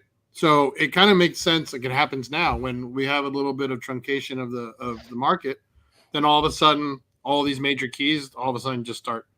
Everyone puts their money into these big books. Right. Well, they forget about buying the small stuff, and then you go straight into the big stuff. It's interesting because Sam asked earlier. He said, "If Thor wasn't selling well, then why did Marvel keep putting it out?" And I'm glad that you mentioned that. I mean, the bubble burst. Marvel went bankrupt for a reason, and a lot of things contributed to it. One of the things that contributed to it was, Marvel put out a lot of books and continue to put out books because of bad data that they were getting from retailers that weren't selling. Especially when we talk about the bubble, everybody and their mama went and got what was equivalent to a diamond account because they thought that they were going to retire off of these hologram covers and off of these pop-up books and off of these, foils, and they thought we're going to retire and put our kids through college, and everybody who could get what was the equivalent at the time of a diamond account went and got it. And so, I mean, a lot of things contributed to the so-called comic book market crash, blah, blah, blah, blah, blah. But yeah, Marvel were putting out bad stuff because they were getting bad data from retailers. And there were a lot of people who had retailer accounts that weren't necessarily retailers because, again, they thought they were going to retire off these books that weren't selling. Spoiler alert, there's a lot of that now. I was just about to say. Not a spoiler. real familiar. My mind goes to when the Eternal movie was announced and all those people rated those like dime and quarter bins for those Eternal books and slabbed them, was selling them for hundreds of dollars. Oh, yeah. It's interesting because a lot of people, some of you guys may remember, but I'm sure, someone said they were 7 in 94. You know, if you wanted a Marvel book to pick up popularity, you put Wolverine in it. You put Ghost Rider in it. You had Spider-Man was cameo on every freaking in cover. someone's book in order to Yeah. get sales, to generate sales on that specific book. You didn't see Spider-Man appearing in X-Men. No. You didn't see Ghost Rider. You didn't see any of these characters appearing in the books that were selling. They cameo in the books that they needed to pick sales up. You throw Wolverine and Captain America Annual, and it was a great book, right? Yeah. Even Darkhawk. So we're gonna change topics. As fun as it is, because like once again we didn't even get into the other heritage books that sold for ridiculous prices that I don't think any of us would have spent that money on. Honestly, Are we talking You know what the during most- COVID? You know what the most expensive book sold before the year 2000 was? Oh, what? Fine. Marvel Comics #1. Of Mm. course. I wonder what- Yeah. I wonder what the Human 350,000. The I Human love Torch what on it? Lewis. I love what Lewis said because it speaks to what I was talking about. That new Fantastic Four team was literally Hulk, Wolverine, Ghost Rider. It was literally, you know what I mean? Because we want to pick up the popularity of this book, so it's new Fantastic Four, and it was the characters we cameo in books that we want to sell. And they went and got our Adams to do the cover. So He did the you know. interiors too. Actually, he drew Yeah. that 3-issue series written by Walt Simonson, fighting the Mole Men and Skrulls, and was it Lyra, the Renegade Skrull, was the bad guy. So See, I forget that There John you was go. also a nerd. Oh yeah. This guy, but I tell you He's a what, reader. he's a reader. John Boy, you make me look bad. Between you and Ish, you guys read. I And don't. then you got Adrian too. Adrian, you read So- too? He Oh, knows for- what he's talking about, bro. No, I mean, no, no. I unlike just- me and you, like Caesar, we just so just you know, you can't really know what you're talking about these. I'm just worried that there's You gotta three read. Mexicans on here. There's 3 Mexicans on here. That's right. Yeah, Listen, like if you- I think it's like a whole new. I think we just hit a new barrier. But I am now a fancy Mexican. If you sell Check books, it out. it's really Yeah, he's got the thing with what's that, Brandon? I got my green card. So different. so Dell Oh. so before Dell jumped in, he hit me up. He's like, "Oh, some news just dropped on a movie that's coming out. You want to talk about it, Dell? And maybe show go. the Mm. all right, here we go. shout out hold to on. Dell, by the way. Shout out to Dell. He should get an intro. No, I'm good. I just Where's came the to back? play- Camera I was focus. playing my kid's game. Well, I wasn't playing. I was there. I can Oh. tell by the headphones. Let me see. What was the post I shared? Okay, I have it right here. I'm just gonna share straight up from your. Yeah, just go ahead and do that. Yeah. Where is it? Right So here. apparently this just dropped, and it's. I was like during the day, but I forgot to mention it to Caesar earlier. Exit out this. I don't know if you guys are fans of the show or the movie, but I'm pretty Wait, sure they I are. was X-Men talking about 97. Wolverine. Yes, I love it. Oh, okay. Okay. So The sequel, yeah. the sequel. So you look at the stars that they're gonna have for this. well, yeah. I mean, they got Craven. Then they Well, got. I mean, he's stuck in that Voldemort. movie. I mean, I haven't seen the Craven yet, but I don't. I'm not 100% that it's gonna be good. Is this 30 Right. Days of Dark? 30 Days of Night? 28 days, 28 years later. is 20 the- years later, yeah. 28. Who's the blonde on the top left? I don't You don't know. What's her name? Anna She Taylor was Johnson. in Freeman or Free Guy. She's the- Erin Taylor Johnson. That's her name. No, I know him, but I don't know her. I mean, what's her face? Cody. Jodie Comer. Yeah, Colmer. Yeah, she was in Free Guy with Ryan Reynolds. Oh, that's why I don't think I saw it. Mm. Barry, thank you. So That's what good is this? So what is Hard this movie. going to be about? I mean, what everything happened 28 years later from the 20 days? It's the rage infection virus. So it goes 28 days later, 28 months later, and now it's 28 years later. Sequel, Samuel. Sequel. Yeah, it's a sequel. It's the third movie. The second one was with Jeremy Renner, where it actually spread from the UK, where they closed off the whole island Mm. of the United Kingdom, and it made Wow. it into Central Europe at the end of the movie. And it just I just starts saw- all over again. I So, guess I just saw the first one. I guess I didn't. oh, the first one's really good. Cillian Murphy. Yeah. So the Cillian Murphy was a very young Cillian Murphy, right? Yeah. Killian Yeah. Murphy's great. What's in that. Joe Doyle? It's like Hey, eight Hey, days there's meetings, Joe right? Doyle. Hey, Yeah, hey, it's Killian. hey, Joe, since you're on, don't forget you're going to be on soon. Just It's a like quick 8 billion reminder, genies, Joe. right? Like 8 hours, 8 days, 8 weeks, 8 months, 8 years. So while we're talking about movies, because I know we're going to talk about the other thing about the DC stuff.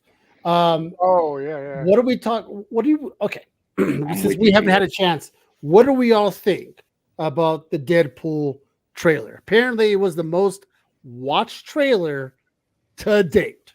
I mean, it's the minute it dropped, it went over millions. Did everybody watch it? Yeah, We all saw it, right? I loved We, it. we want to make sure because it's only been a couple of days, but yeah, it was phenomenal. Yeah, immediately Easter eggs, Easter eggs. Everybody was out there. The only one I really paid attention to, which was the funniest one in my opinion, was the one where they went. We saw Blyfield and Little then feet. Just Feats, and that was like perfect. Yeah, it's going to. You know what's kind of weird is the fact that it's a Disney and you're straight out cussing, straight out blood. I mean, the fact that they kept it the way it's supposed to. If they would have nerfed it at any given time, it would not be as successful. People still go watch it. Disney and Marvel both need a solid hit because the last couple Oh. movies they put out were just like. So is it true? This is going to save the MCU? I think it's not going to save the MCU. I think it's going to Bring some win back. And I think it's going to create some excitement. I think it's actually going to be a movie that's actually going to make Disney money. So, which is probably pretty refreshing because I think last year they took like I think $124 billion loss on the movies. So tax write-offs right there. Billion with a B. It's like. But we need this. Like this, we need this as the comic community to have Disney do this. I don't know. Do we need another superhero movie like shoved down our throats? I need one of those Deadpool popcorn thingies, like Dune style. Oh yeah. Honestly, Listen, I was just telling somebody recently. Yeah. If we were talking about what people complain about when it comes to films and movies, especially superhero movies, and I was saying to them, and he was actually saying to me, you could put out 10 movies, you could put out 10 sequels to a movie, and if the story is compelling and the plot is good, people are going to show up for it. If it's good, you know. Yeah. And so for me, and I'm going to say this because I tend to be long-winded, and I want to be short on this. This Deadpool film, for me, so the trailer was flat to me. And that's because I just didn't enjoy the colors. I don't enjoy I just don't enjoy the cinematography. Like the coloring of the movie is just kind of like it's just kind of really bland and yellow. And so it just didn't pop for me. Right. But that having been said, I take it with a grain of salt. Right. Disney has to go so far out of it, but this is going to be the most outlandish and outrageous movie Disney's ever done. And in order for it to be a Deadpool film, they have to do that, right? There have to be F-bombs. There has to be blood. It has to have the R rating if they want to be successful. They already messed up, which is why I say a grain of salt with an Xmen film that they could have New Mutants. Like it was trash. And Disney could have made that. Go on. There's got to be a little bit of a palate cleanser, too, because the last time we saw Wolverine was in Logan, right? And that movie... is a completely different planet, right? You didn't like Logan. No, I like Logan, but I like Logan. A lot of people liked it.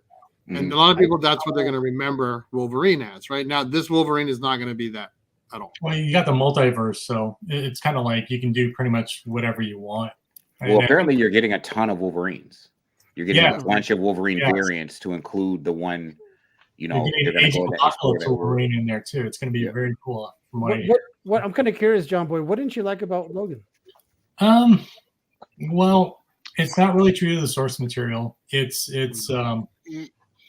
when you get no one intentionally sets out to make a bad film, but I think you have such rich source material in comics to draw from, and you kind of end up with that. It's kind of 100% like agree. You know, you're kind of it's kind of like somebody who doesn't read comics saying, okay, we're going to make you a Wolverine character or a Wolverine movie, and this is what's going to be about, and you're going to like it, but we don't like comics.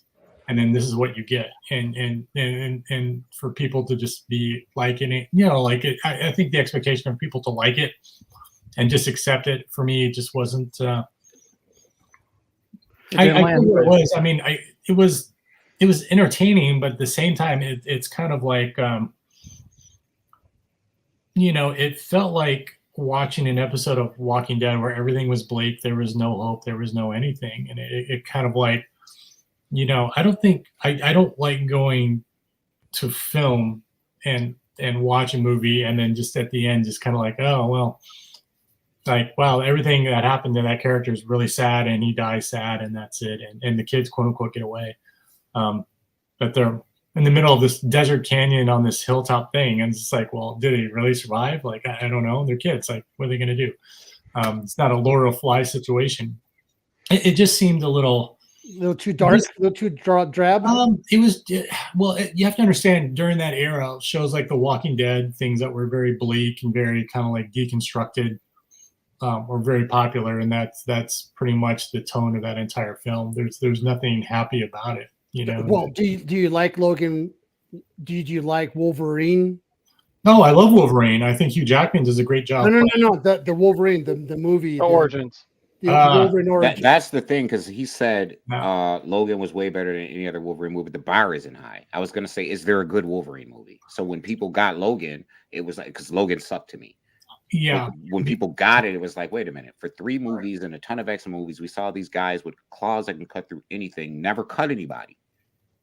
And so now we get Logan and he cuts somebody, and it's like, oh, you know what I mean? This is what it should be.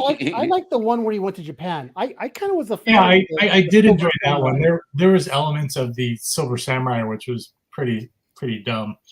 But like, the thing about it is, it's like, you save this old man's life and he turns around and wants to kill you and become immortal. Like, it's kind of like, that's kind of a dick move too. So, you start rethinking your life choices at that point. Like, do I really save people from here on out? But I just think, like, I think the reason why certain superhero movies work, I think, is because they're actually pulling from a much closer sense of source material. And I think the closer you can get to the source material and making it relevant, I think it actually works a lot better, in my personal opinion. But it's just, you have to understand, like, a lot of guys who make movies aren't necessarily fans of comics, and yeah, that's what happened. I want to jump on what John Boy said. Right? Like, if you're making a movie, you're making a script for the lowest denominator of someone that's going to go to a movie theater. Yep. Where with comic books, the creators are allowed to be and create whatever they really want, right? And take the story where they want. Well, yes and no, right? These decisions that are made, this is why DC movies collectively are really so bad, because you have executives actually calling the shots and telling directors and producers what to do. Like, the story of John Peters telling Kevin Smith that he wanted a giant ice spider fight Superman, is something that you have to work in, and those conversations are real. Like, I've been in conversations with stuff when we were on Masters of the Universe where people wanted to get He-Man a laser gun, and it was just like, do you not understand what you have? And these are people who work for the IP, so those type of conversations happen. And especially if they get dogmatic about numbers, right? Like, okay, well, because I've seen in Hollywood too, because I have a lot of friends who produce movies, and they basically say, well, we want to make a movie that, the comic book had a print run of 350,000 for that run. If only 350,000 people saw my movie, we'd all be broke, right? So they go, well, then we need to dumb it down so that more people are attracted to it, right? And that's where this meddling comes in, and that's where all this, hey, let's pull from 5 different storylines to figure all this out. Usually it's executives in a room telling them what type of movie they want to make and what type of movie they want seen, and they get a director. This is why you have so many directors drop out, because they're like, you're telling the director what you want, and the director's like, I don't want to give you that movie. And they're like, why? Well, usually because it's dumb. So and it's hard. Right. I can imagine to balance. I'm not in that position, but I can imagine when you have somebody that's made, $500 or $600 million films, it's hard to tell this person, I don't know the formula to make $100 million film. And sometimes you're infringing upon somebody's creativity, you know what I mean? And their ability to deliver what they deliver as a director or as a writer. You know what I mean? So it's kind of like a hard. I just think the easiest way to look at it is look at Marvel movies and look actually how many directors are repeat directors who are actually directing films for Marvel. Mhm. Most of them are very new, and they're just doing what they're told because that's what the studio wants. Well, that's what they've been saying, right? There was a lot of information being said, like, hey, most of these writers have never read a comic book. Well, that's what I They was just mad get at like Web. one or two scenes. They go, oh, this is what their Wikipedia is. Just go with that, pretty much. So they go by what they know in the past or what they've seen, not knowing the history of the character. So you can tell, like, it's not there's not love into these. That was Who are the supposedly people? that was supposedly what would happen with Madam Web. The majority of people didn't give a shit and never read the story, so they just made Well, the half of movie. them thought they were gonna, half the actors thought they were in the MCU. You know, like Yeah. I mean, but you look at it historically, right? And- And no. maybe I'm the only one who thinks this, but if you just look at it critically, right, and not from a fanboy perspective, I'm not saying all, but the larger percentage of superhero films to date, encompassing superhero film history, I mean, the plots are just dumb. They're Mhm. really dumb. They're really, popcorn sellers, well, they're right? also repetitive. Concession stands, so repetitive, and they're really dumb. And obviously, as fanboys, we can overlook that stuff. Like you look at the original Batman franchise, right? Half, if not most, of the movies in that series were kind of dumb. You know what I mean? It's just we get Batman on the screen, and it sold a lot of merchandise. A lot. And then Come you on, get these Batman and obscure- Robin. you get these obscure movies, right? Like Freeze. I think DC's best superhero film was the first Superman, and I'm not talking back in the 80s. I'm talking in the 21st century. You just got Superman fighting. You talk about the Man of Steel one? Man of Steel. I thought that I was. love Man of Steel. Man of Steel. Man of Steel's- I'm a How fan do of you- Man of Steel. And then to John Boy's point, how do you go from Wonder Woman 1 to Wonder Woman 2? No, Like, but see, how do you that's get- all. How does Now, that happen? Right? But Yeah. the thing is that what happened to the director? Did they tell? I forgot her name. Patty Jenkins, right? Patty Patty Jenkins. Jenkins, Did they tell Patty Jenkins this is what you're gonna make? And she was like, I don't want to make that. And they're like, well, then get the F out. And she's like, well, I'm just gonna make it. And it tanked horribly. But before we move on, I want to get a panel here. So my buddy John is asking, which movie do you think is the best portrayal of Wolverine? Days of Future Past. Days of Future Past. And I was gonna say the first X-Men, the very first time we ever saw Wolverine. I think none of them. I hate Hugh Jackman. Yeah. Man, Who else? how the fuck are we friends, man? That was not an answer. I haven't seen a good Wolverine on film, in my opinion, yet. All right. Well, I like the Days one as well. I think you're going to get 6 different ones in the Deadpool movie. So I'm gonna get my choice. Is that what it is? Yeah. yeah. Version of Krypton. Well, I'm waiting for listen. a good storm. I do wonder why Mm. comic book writers don't make good screenwriters. Jackman is Wolverine. Well, again, like Because all of them storyboard. that's a misnomer. So you can't blame the writer. You have to go back, and it's always the studio. It's always Sure. the people running the studios dictating what they want to see and how they want to execute it. Because they might be like, oh yeah, we love the script, and they get shooting, they start rewriting everything because, like, well, we don't like this. Hey, you know what? I really want to see the character do this. You know, he flies, but I actually want him to run through the wall or stuff like that. There's these types of micro decisions that happen, and I mean, no director and no screenwriter or actor sets out to make a bad movie, but it's just, I think when you have, it's kind of like when you got like 20 cooks in the kitchen and the main guys making the decisions are guys who don't really respect or understand the IP. And this is kind of what you get because they think the idea is that you just put out a Batman movie, it's going to make billions of dollars. And now people are figuring out that with the advent of Netflix, and the longer narrative formats where you can get episodic stuff, people are more sophisticated with what they want in terms of story and character development. Yeah. And now when they don't get that, they're kind of like, meh, you know, like I could do without this. Like I could do without superhero movies for a while now. I think like with things like Fallout on TV and things like that that are really well done and interesting and layered characters, I'm like, yeah, this is kind of a nice break because I'd rather not sit through another bad superhero movie. Like I had such high hopes for Love and Thunder, and it broke my heart. But everybody really did think that after Ragnarok. right? Yeah, Everyone's well, like, yeah. damn, let's get Ragnarok's it. one of my top 5 favorite superhero. Ragnarok to me was It was great. so damn good. And I then think the problem with the Marvel I universe was is mad this: about it.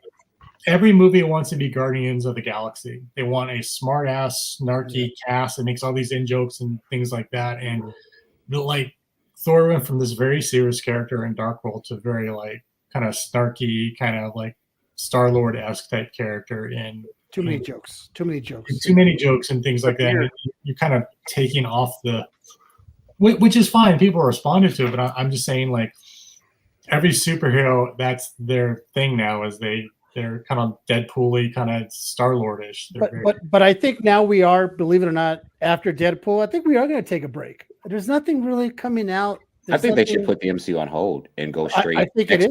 X-Men side of the house, which doesn't need the current MCU characters in order to put out a whole bunch of movies and TV properties and things that could be good. But just to speak to what John Boy said, because he made a good point with Guardians of the Galaxy, right? That was like the Marvel movie universe's version of Time After Time, like a perfect storm of events. No one could criticize a film that was based on a book nobody read. Yeah. You know what I mean? Like nobody read this book. So even the hardcore fans couldn't come and say, that's right, that's not my Star-Lord, or that's not my, can't do it. Yeah, it's true. Who the fuck was reading Guardians of the Galaxy? Not I. Who? I wasn't expecting it. I mean, John Boy wanted to raise his hand. I saw his hand. He was like, I You were was. reading it when Al Ewing was writing it, though, right? Well, I knew people were writing it, so that's there why you I was like, Steve McNiven was drawing it, Brian Bendis was writing. But were you criticizing it, John Boy? No, I'm not criticizing. No. I'm saying when you saw the movie, were you like? He said he mentioned it as great. I enjoyed him, but I think that movie changed the Marvel universe because every character afterwards became that type of banter, that type of same kind of snappy, kind of smart alecky, snarky. Well, they all of a sudden became funny. Yeah, everyone became funny. Everybody did, and it kind of lost its, It lost that Avengers thing that happened in Avengers 1 when they all came together. And we had snarky, and that was sarcastic. That was Iron Man. That was the snarkiest that we got. He was pompous. He was quick-witted. He was all that, and we were okay with that. Then when Star-Lord came, it took it to a different level. More comedic. Like we're saving the world, but we're not too serious about it, kind of deal. Like it's this. We're gonna have a dance. We're gonna have a dance he's got the great world song list. So what about Ant-Man? Ant-Man was like that too. It's horrible. But I enjoyed the first two movies. I like the first two Ant-Mans were great. I love Peyton. Peyton Reed is a great director. I think. All right. Can I unfriend him too? What's that? She's unfriending a lot of people tonight. Well, that's all right. I mean, like, I think everyone has their own ideas about movies and what resonates and speaks to them. I think the fact is that you can take something like an obscure character like Ant-Man and make it interesting, which I enjoy. Because that originally was supposed to be the very first Marvel movie, and it kind of ended up in development hell. And Iron Man Ant-Man was supposed to be.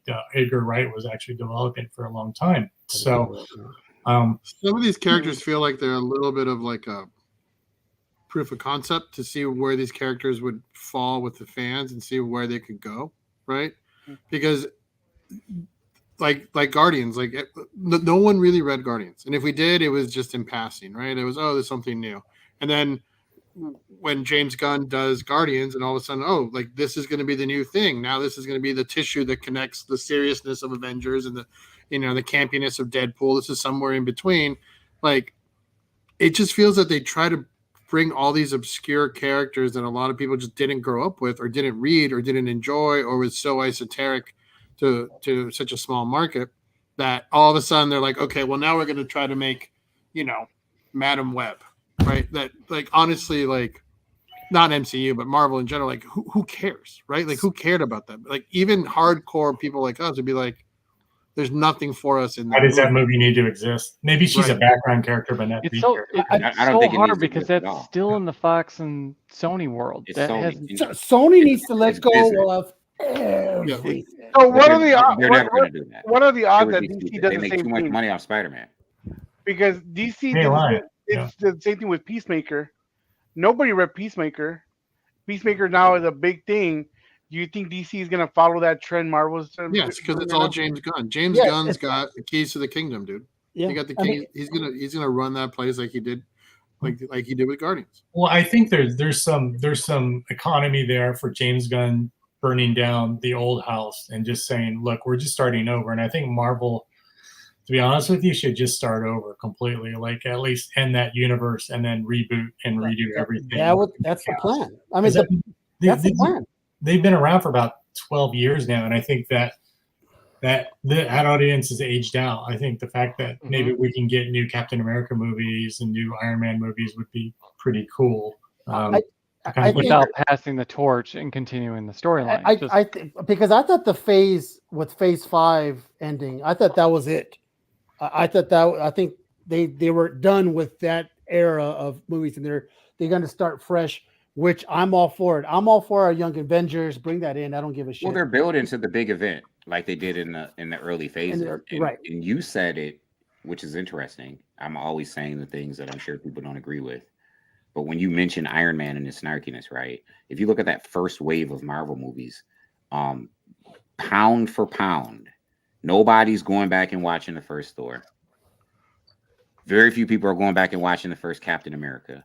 Iron Man was the best movie of that first wave, and that formula leading into Avengers was what really that's when they started calling it the MCU formula in the Marvel movie universe. And that's when every major production company who was trying to put out consistent movies was trying to follow this formula. We're going to have a universe. We're going to have a universe. And so when you look at it, right, Marvel's been, and I hate to say it, Marvel's been putting out, for the most part, not great movies to date. For the most part, for every Guardians of the Galaxy, you have Ant-Man 3. You have, you know what I mean? You have Iron Man 2 and 3. Yeah. You have Love and Thunder. You have, and then big budget. But Disney even Plus for series. movie making, you need those kind of movies to push the narrative forward, right? Like, of course. So the unfortunate reality is, for like you said, for every pillar of a great MCU movie, we're going to have ones that aren't pillars, right? That are just fodder to bridge the gap of either contractual obligations with actors or with directors or whatever, but it still moves the forward the story. The problem is that they've blown all the big characters that Marvel's ever had are gone. Unless they reboot, they can't reuse them, right? Well, so, like John was saying, they didn't. Yeah. If Marvel had a choice, it wouldn't have been Ant-Man or Iron Man. If MCU Disney had a choice, it would have been Spider-Man. It would have been Fantastic Four. It would have been X-Men. It would have been Hulk. If they had a choice, they didn't. So they were all tied up, right? Yeah. Well, and what's interesting about X-Men is that Disney's has not been doing well for a couple of years now, and they keep holding X-Men like they're just waiting.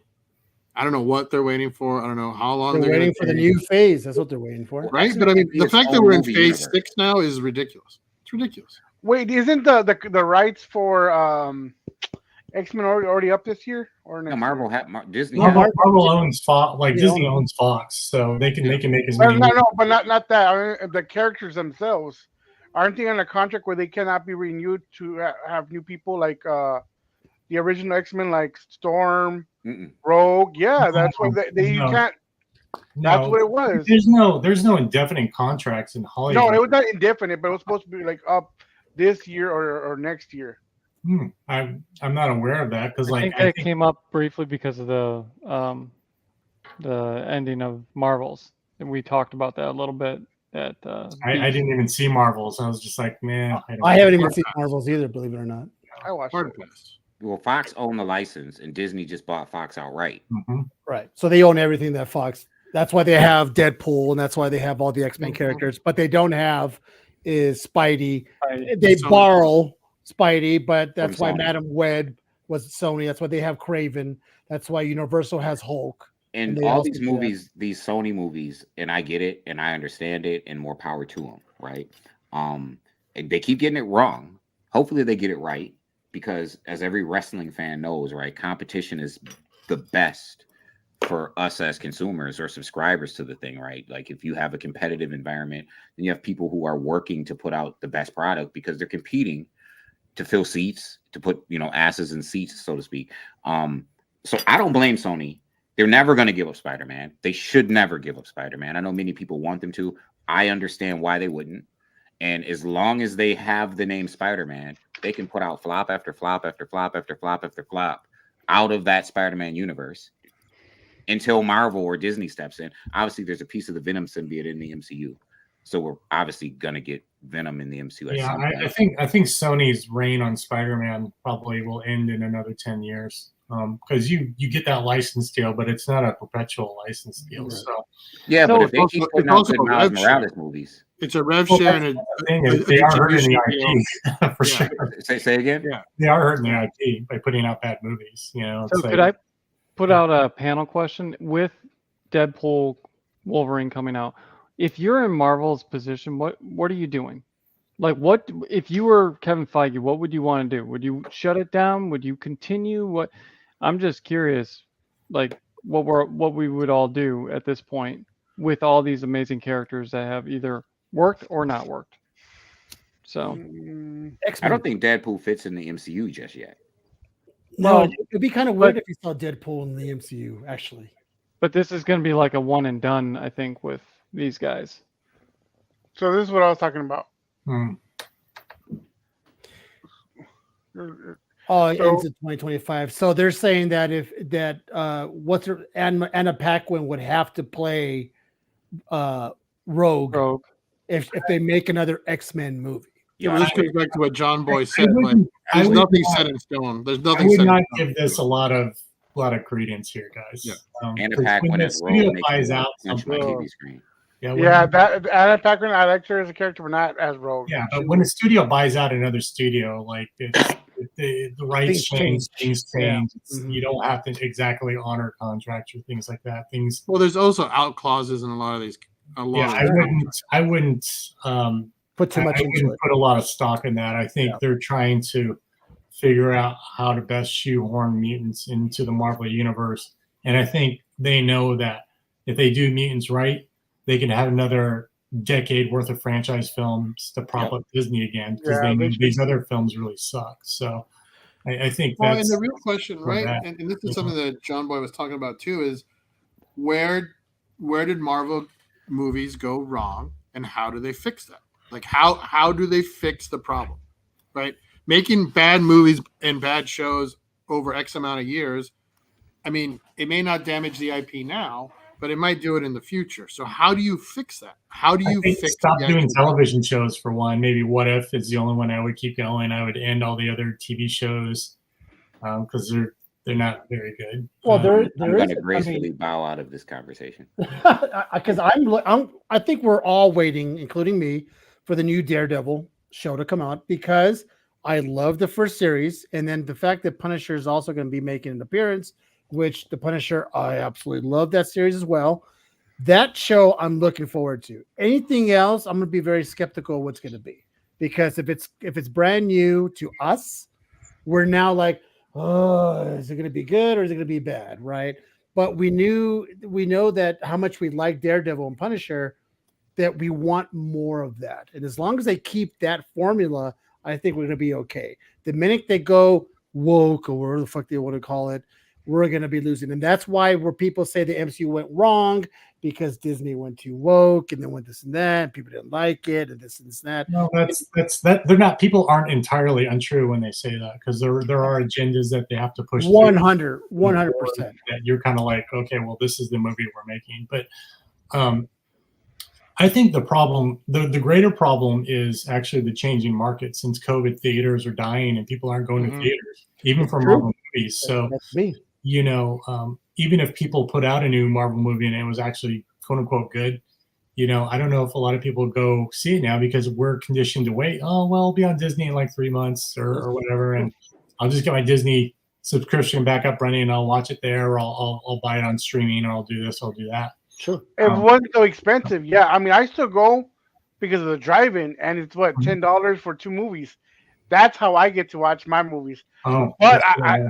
and then I get some pizza that spent like $40 compared to spending $110 at freaking movies. He I mean, takes I all those want 40 to. kids.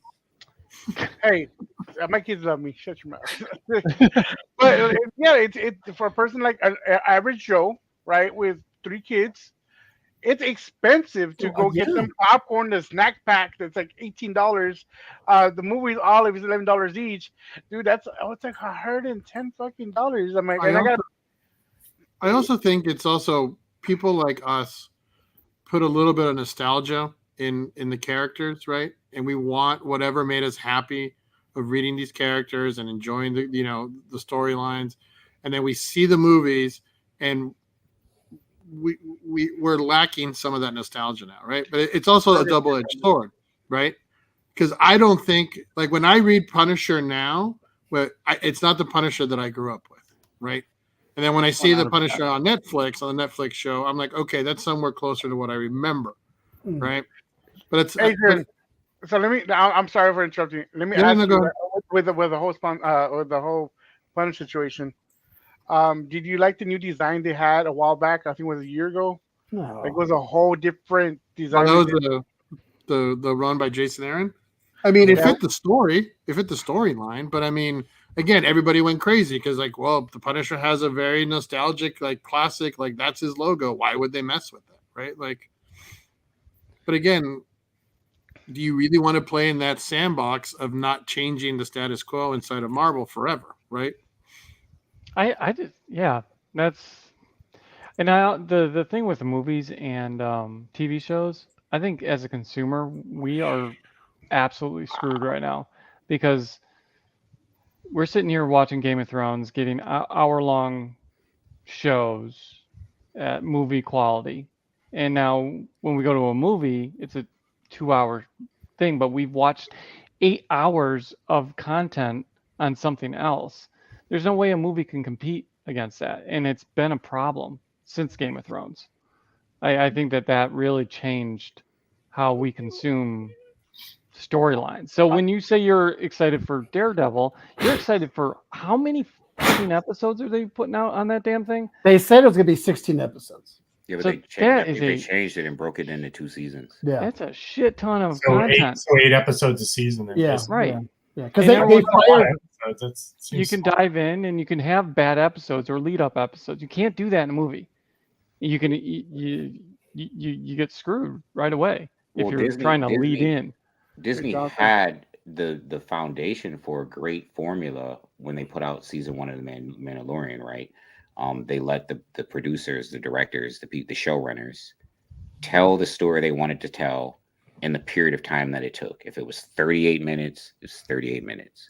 If it was 44 minutes, it's 44 minutes. There's no consistent, every episode is 56 minutes, right? It was just, here's the story. There's no commercial breaks. There's no Right. obligation to sponsors. There's no obligations to Here's the everything story. else. Yeah. This episode, you get 38 minutes because we only needed 38 minutes to tell the story. This episode, you get 47 minutes because we needed 47 minutes to tell the story we want to tell, and we have the license to do that. And I thought Well, there's that also a big formula was difference great. too, right? Like, Filoni was Lucas's right hand man forever, right? And then when you get someone like Feige, who doesn't necessarily come from comic books and not necessarily a Marvel guy, not necessarily a Disney guy, like, those two guys come from two very different places. So someone like Filoni can give more to his creatives than I think Feige can, but it's also a completely different world, right? Mhm. Completely different fan bases, completely different way of character development. Like, it's just different. They Yeah, are but they're similar both- in a lot of ways, but they are different. But there's actions within Star Wars thing too, where Kathleen Kennedy is actually pulling her weight around a little bit too, and changing the tone of many of the shows and Mhm. content. Like, there's things I've read about where her and Favreau have really kind of gotten into it as far as the content and what's happening on the show. So, So I think, speaking to what John Boy said earlier about, and what we were kind of talking about, because I do think that there are agendas that, for whatever reason, need to be met, and I think that as a result, we are getting bad movies. But I don't think, and I think for the most part, the blame falls on, obviously, Disney putting out bad content. But I cannot ignore. I think that, and you saw it with Justice League.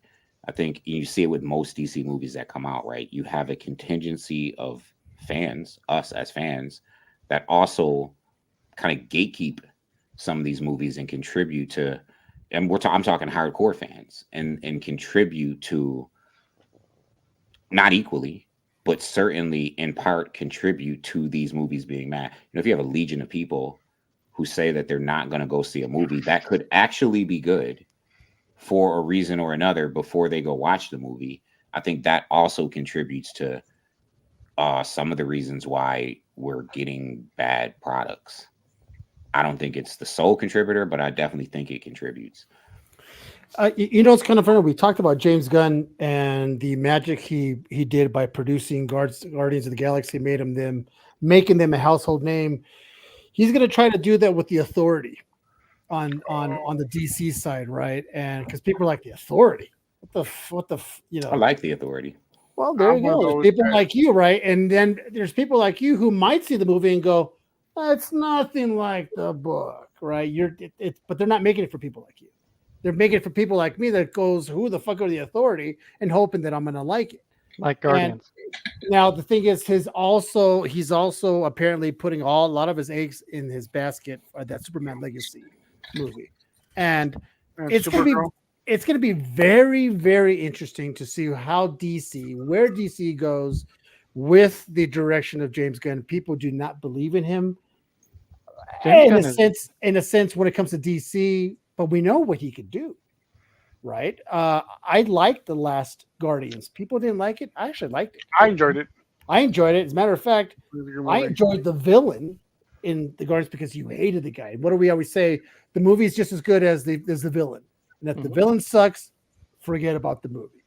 And we hated the High Evolutionary in Guardians because we just hated it. We didn't like him. We didn't like what he stood for and all that shit. So we're going to have to see. And I'm looking forward to Swamp Thing. I'm looking forward to Constantine, which is not part of his, but that was already part of the thing.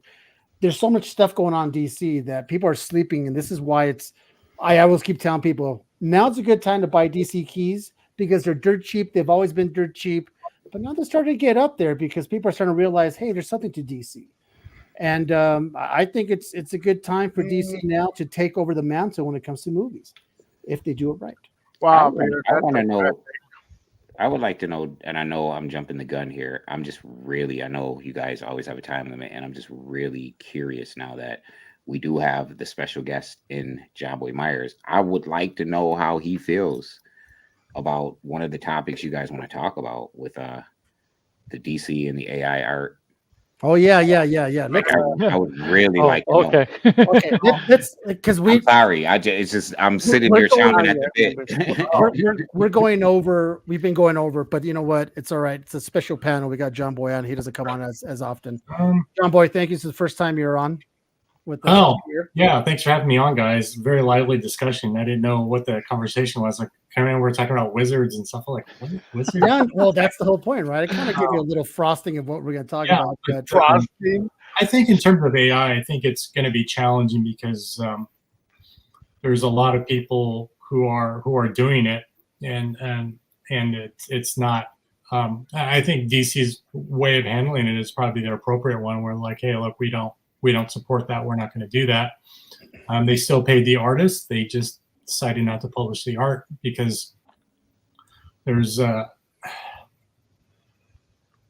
just too much uncertainty. Uncertainty around it. And there's nobody who's actually a complete expert on AI art. You can run it through a thing, and the AI can tell you whether or not it's possibly AI or not. But I think the thing about it is it's more about if we can. I guess the problem is not necessarily people putting out AI art. It's actually the problem is the AI companies that are allowing these AI art pieces to be generated in the first place because it's all done through stolen data sets. I mean, there's so much data that they've ripped off from the internet. There's no way for them to separate the good from the bad. They would have to actually burn all their data sets and start over, which costs them probably billions of dollars to do it. But it's the right thing to do because there's a lot of things lumped in with that. If you guys aren't following it, there's the data sets, there's tons of porn and child porn and death images and things like that are part of these data sets that are worked into the AI, because it just gobbles up everything on the internet. So they actually have people going through the data sets trying to delete all these one at a time, and most of those people don't even last a week because of the things that they have to delete and things that they see, because it has to be done manually. So the problem is not necessarily people who are using AI, because they are using stolen data set, but it's the companies that are actually making these data sets. I think if we go after the companies that are stealing data sets from artists and creatives and just ripping off people's images and holding them accountable, I think it'll be, a lot of this stuff will disappear, like, because you can't steal other people's work and create your own AI generated images because there's no data set to do that from. Can you explain to us how AI art works? Yeah, so you can so it's all in how you key code it. Basically, you'll go to like a Midjourney or something like that, and my understanding of it is you'll type in at some certain prompts and saying like, okay, you'll type in like, Jim Lee, Wolverine, Ghost Rider, amalgamation, blah, blah, blah, blah, blah, with some other stuff like horror, bent, blood and guts, whatever. And you'll put that into the thing. And then it'll search the internet, scour its database, pull these images together and kind of like basically photograph images together. And then Bless you. Thank you. and that's basically kind of what you get. And you have to actually fine tune how you do your prompts in order to actually get what you want, is my understanding, to get it to where you get these things. There's a reason why a lot of these things feel familiar and almost have a plastic feel to it, is because the way the prompts are being put in by the people. They keep using the same type of prompts, but only maybe altering or 2 or 3 different elements, like the different artist or a different character prompt or a different situational prompt or things like that. So I think in terms of AI, it takes like an MLM and an LLM. So it takes all these databases, and the more that you input, the more, like what John Boy is saying, the more that you input the same sort of data sets, the more it pulls. Okay, they're really going after John Boy Myers style of art. We're going to go ahead and scour everything that has John Boy Myers on, right? They're just going to scour Instagram, other people's posts, hashtag, OnlyFans, like, no, everything that has his tags on it. right. And that's why you'll get like a little bit of wonkiness, right? Because John Boy Myers might have a cooking show too, and all of a sudden you'll get art that has something to do with cooking all of a sudden, and they're like, well, and again, the more that it pulls, but it's a catch-22, right? Instagram, Facebook, all these social media sites sell the exhaust, right? So all these databases are being purchased or ripped or stolen. They're being stolen, basically, to create this image of this idea of who John Boy Myers is. So every time you type it in, it pulls. And the more that you pull, the more it realizes more important it is, the more it tries to pull more from the internet. So it's a cycle of trying. It's just not very. It's basically stealing everything that's an essence of an artist's work, and then kind of amalgamate it into something new product. It's the only thing I can take it akin to is the music industry, where if I wanted to use like a beat from Marvin Gaye in my work, I would have to sample it. It's like a weird version of sampling. Right. I would have to. Well, it's basically that's all it is sampling. Like you would have to pay the estate money. Say, hey, we like your beat. We want to use this in our song. Blah blah blah blah. We'll give you like $10,000 to do it. Like yes, no, and then say no, then you can't use it. You got to find something else.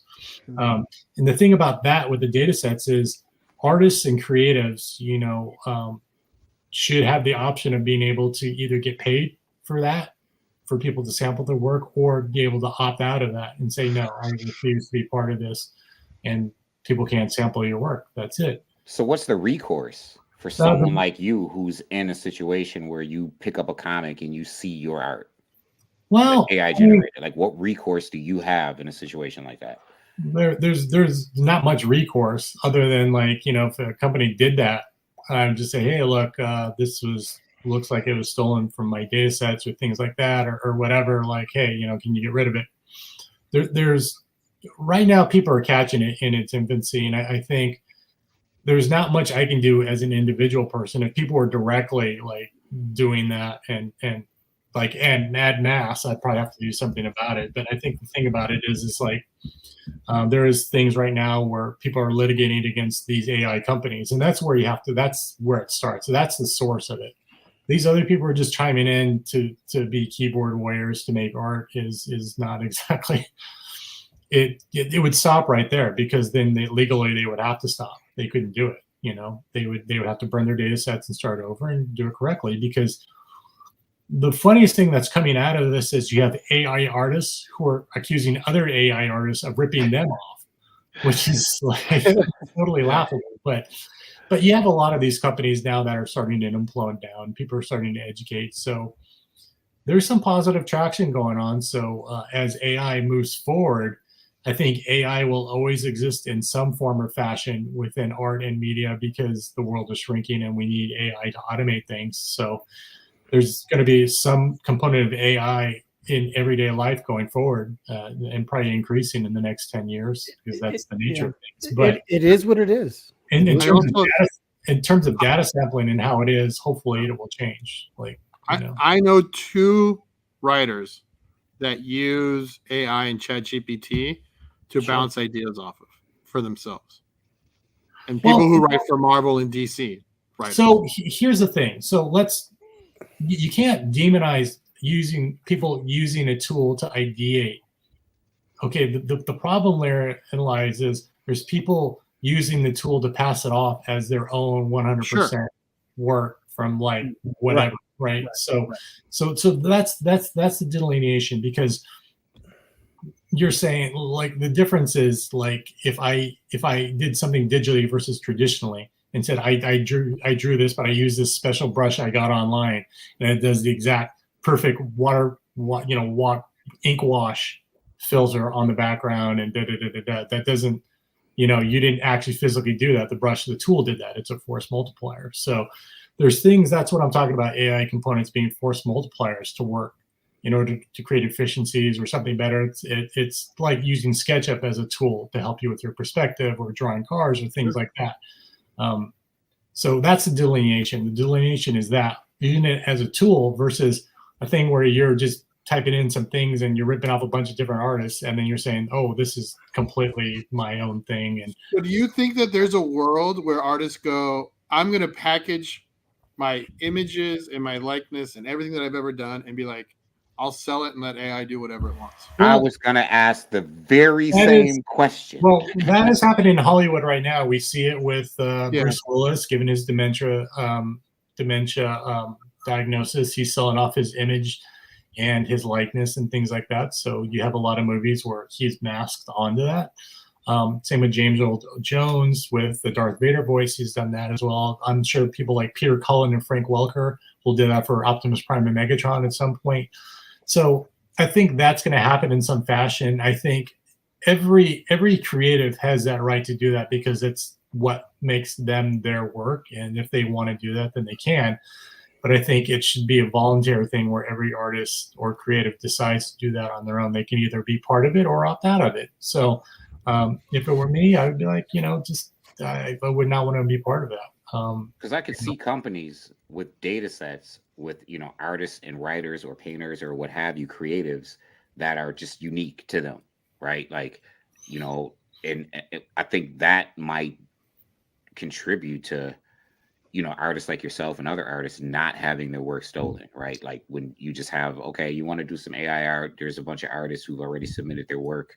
You know what I mean? I don't know how people are going to feel about that. And I'm of the perspective, and I don't know, because some things are so new, right? Like, if you look at 100 years ago, right, music was you had to play an instrument, right? Exactly. Now music can be, you take a machine and it's got some pads on it and it's called a beat machine, and or a sampler or what have you, and that is still music. You know what I mean? Now, but 100 years ago, you had to play an instrument. And so I don't know. And no, I'm not co-signing or anything. I just don't know what the future is going to look like and what is going to be considered art. As a writer, I know I feel some type of way in that, sometimes writing is hard, especially as a creator. You're your own worst critic. And most creators are their own worst critics. You know what I mean?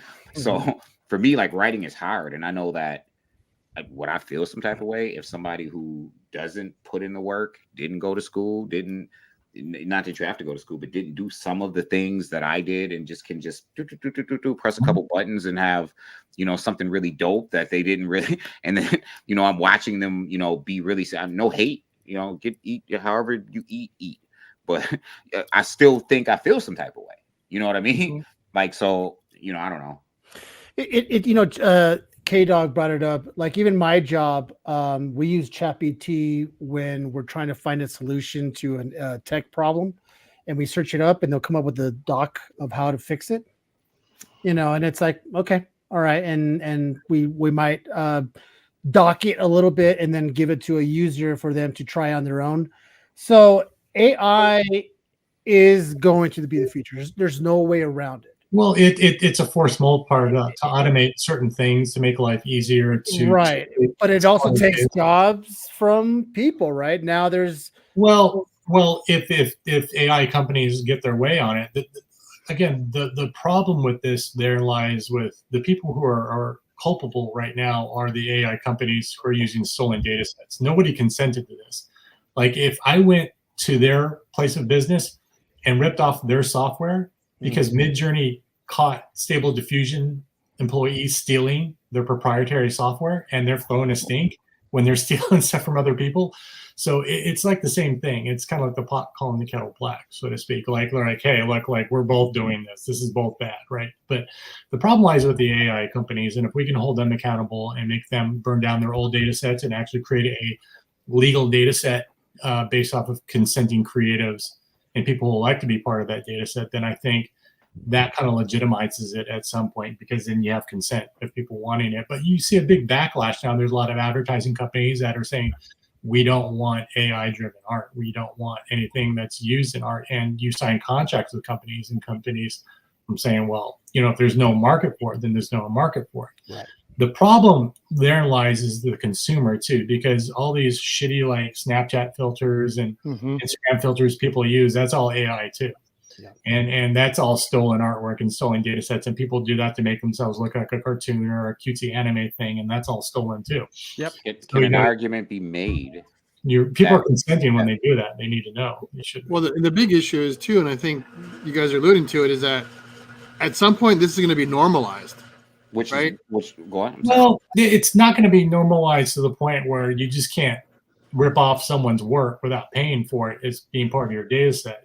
At some point, you're not going to be able to do that unless people consent to do that. But yes. So can an argument be made that once something is put online, it's no longer yours? No. Because it wouldn't exist without you. People make that argument, right? Like once you submit something to well, and also that's end user that's the end user agreement. Like if you're on Instagram and your end user agreement says that they can sell your exhaust, which is what they do, right? Facebook does it, all these guys do it. Then that's how they're legally buying all this information. But that's not the biggest way that they're pulling information. They're basically stealing. They're just stealing off the internet. That's it. It's like sticking a big vacuum cleaner onto the internet and saying, give me all the images that I can so we can train these, and then we'll have an AI classify them, and then we can put that part of our data set. Okay, so then can an argument be made, and I'm just devil's advocate, I just want to, can an argument be made that once we take all of your art and we take bits and pieces of it and overlay it and put all these prompts, is it now really still your art? Did we create something unique and original? Well, Is that an argument that can be made? So the thing is, the problem is it's a non-human entity that's doing this, right? That's doing the work. So they can't. So this non-human entity cannot do that without images, without the work from creatives. So there's no creatives, nothing gets made. That's it. So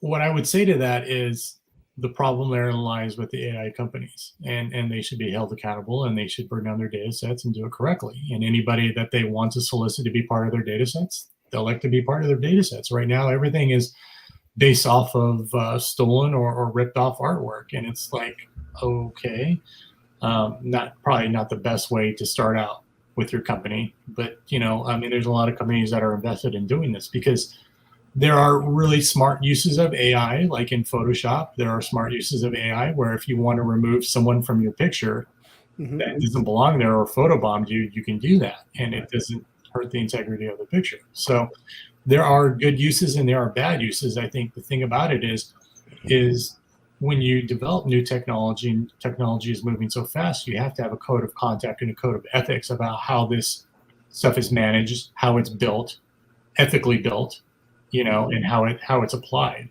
And there lies the real power in that. And that's kind of what's missing right now. So people right now are fighting for it. Many of us artists are fighting for it. It's being fought on Capitol Hill. There's a lot of people pushing back against us now. So certain companies are now kind of getting with the program in terms of like, okay, well, maybe we need to create more ethical data sets. Because I live out here in Silicon Valley, and I've had plenty of AI companies reach out to me and it's like, well, hey, can you use our AI, blah, blah, blah, blah, for art? And I tell them to go fuck themselves. Yeah.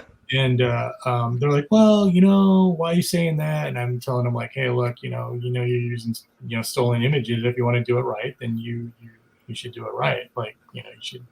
So So do you see a scenario, John Boy, where Marvel says, hey, I want to do the same thing that we did with actors.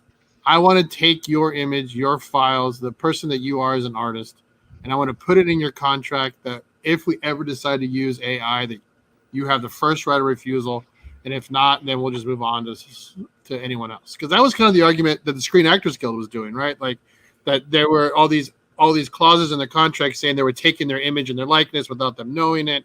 They could use it later on in AI. It's in perpetuity, right? Well, that's the thing. Is like you have to understand these are for-profit companies. These are the type of people who are running these companies. These people don't have ethics, right? They don't have moral values. It's about the stock. It's about themselves. It's about moving up within the company. And so it's very usurious. So I think as a creative, it's every individual's decision whether or not they want to be part of those systems. And if those types of things come up or are part of your contract, you can politely go tell them, no, thank you. You don't have to participate. That's it. It's an abusive system, but it's only an abusive system if you choose to participate at that point. They give the option, and for me, the option is always no. And the thing is, if they say, well, then you can't work here at our company, and I'm like, well, fine. I don't need you to create content. Like comics can be anything. I can put my own webcomic out online. I could Kickstarter it. I could do whatever I want. Comics publishing is decentralized now, so there's no gatekeeper telling me what good is or what content needs to look like or what type of content I need to put out.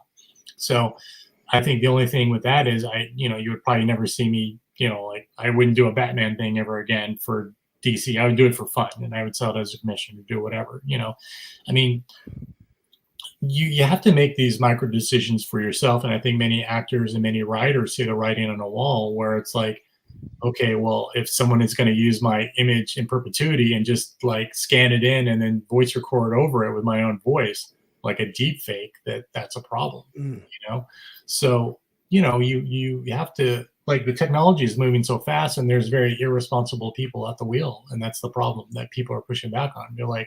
They're trying to stop it completely because it's like, hey, look, like there needs to be some ethical discussions and put in around these things, and companies need to be held accountable on how they get their data sets. And this is what's appropriate for AI and this is what is not. Like we as a community of creatives can dictate that, and we're trying to dictate that, as well as actors and writers are doing the same. But right now we can't stop anybody because right now it's still the Wild West. People are being able to do whatever they want. And it's hard to kind of police everyone because, Washington there's a lot of lobbyists there, and many of them are bought and paid for by these AI companies. You have to understand, a lot of people who are bankrolling these AI companies are companies like Adobe, Fortune 500 companies, Blackstone, State Street, all these other companies that are investing in all this new technology. Because the thing about it is, the more in a world where information is everywhere, if you have the most information and control information, you kind of win. Your company is going to be set, and a lot of these companies have figured out, like Facebook and Instagram in particular, or TikTok, where we just give Meta, if we just give people free shit, and we get to keep all their images, then it's just like, oh wow, this is great for us because we can turn around and sell that information. So, you see it with people putting out. I was watching a video where they were talking about people putting out their own content, right? TikTok, Reels. Caesar's been hustling me with his Reels, which Caesar, I want to get you to make me a CSP video for my intro for CSP. That's what I want to do. But you see that, to speak to what you're saying too, like people putting out all this content and they're signing up for these free services, these free apps, and they're putting out this content that generates, 1 million, 2 million views, and they get pennies on the dollar, and the people who own these platforms and these sites, because you signed up and did this free content on this platform, are making millions. And you're making money, but you're making pennies off the dollar for your actual creative, you created this, be it a funny reel or, you have a gimmick that you do every week or what have you. So I hear what you're saying because you see it. Yeah. But that's the thing about these platforms too, is they're just toys. They're really just toys. And sooner or later, like people will figure out like, wow, you're kind of, you're selling out to be part of this thing to get some money. And there's much more value in building your own stuff and doing your own thing, in my opinion. But, we're in a different, the world is different. People have different ethical values. The world is a lot more selfish, and people are looking out for their own bottom line and not for anybody else. So we're at a weird impasse now. This is why things are so all over the place, right? I have an interesting side story to this. So when AI first started happening, probably like a year and a half ago, 2 years ago, there were a bunch of retailers that we all talked to. Every retailer makes variants. They all kind of talk to each other and stuff. Mm-hmm. And everyone's like, why are we paying artists to make covers when we can just use AI? That was a valid conversation that a lot of retailers had.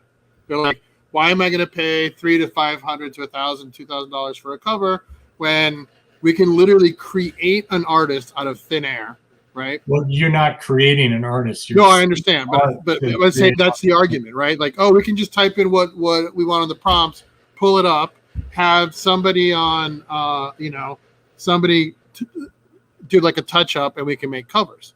I know for a fact that there were retailers that pitched and sent books to get covers done that got approved, that they were too chicken to actually follow through with it. Well, because they didn't disclose the fact that they were using AI. That's really horrible. It goes back to your ethics, like who you are as a person. Sure. But, that's horrible. I'm a retailer, and I've done exclusive covers. And one of the things that's important to me, and I always say this because I'm gonna talk shit when I feel like talking shit, and I feel like creators. Listen, I grew up reading comics. I grew up writing. I grew up being a fanboy of the things that you can fanboy, whatever they may be, right? To each their own. And I respect the creators that allowed me to enjoy the things that I enjoy, and I feel like they need to eat too. You know what I mean? Like, pay the artist, get the work done, pay the writer, have the work done, pay the painter, pay the person that brought you that allowed you to enjoy the thing that you enjoyed. I think it's really, no offense to you, Adrian, none at all.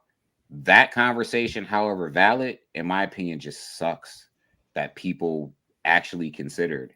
Really, and if I told you the names of some of these retailers, a lot of people would be very surprised. Well, let's just pump the brakes on that too, because this sounds like this conversation happened very early on when Midjourney. It was very early on when it first came out, and it wasn't disclosed until probably the last 2 years of how they built their data sets. When that news got out that they used it from stolen work from other artists and things like that, that's what changed, because I think people thought, oh, well, this is just doing it on its own. This is great. But then they found out, like, oh, no, this is actually stolen work. You can just have a ton of covers from Mr. X, and we really think it's something unique and original. Well, a lot of people early on thought this was like, oh, the artists are just like leasing out or licensing out their stuff, and that's where they're pulling from. Well, no one knew, right? So, but no one knew. There probably was some of that happening, but I think now that people know, I think no artist, no self-respecting retailer would do that because there'd be so much blowback, right? You might be surprised. You maybe it's possible, but I think it's just, you know, look, like,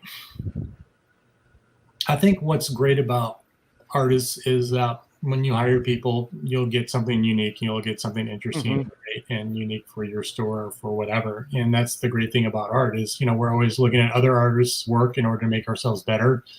And that's a process for us, always trying to push the bar and get better and better and better, because people, I guess for me, I feel like there's always an intense pressure from people to like try to do better and always evolve and be better and up your game every time, because there's so many great artists out there. But I know there are a lot of artists that still use AI in some fashion in their work. You know, I see a lot of new artists who've been around for maybe a year, and then I see them on year 2, and it's just like, I don't know. You know, it's a little.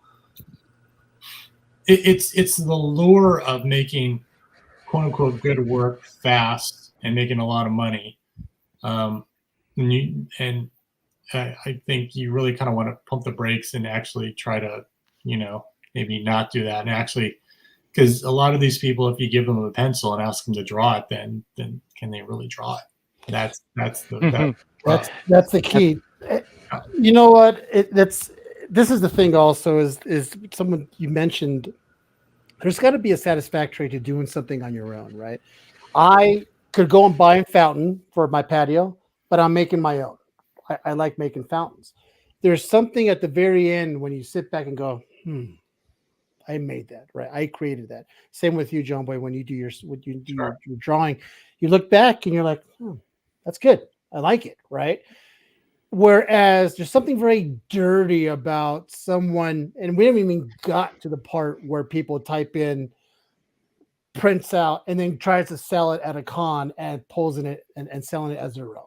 That is the weirdest thing. We talked about this in shows before.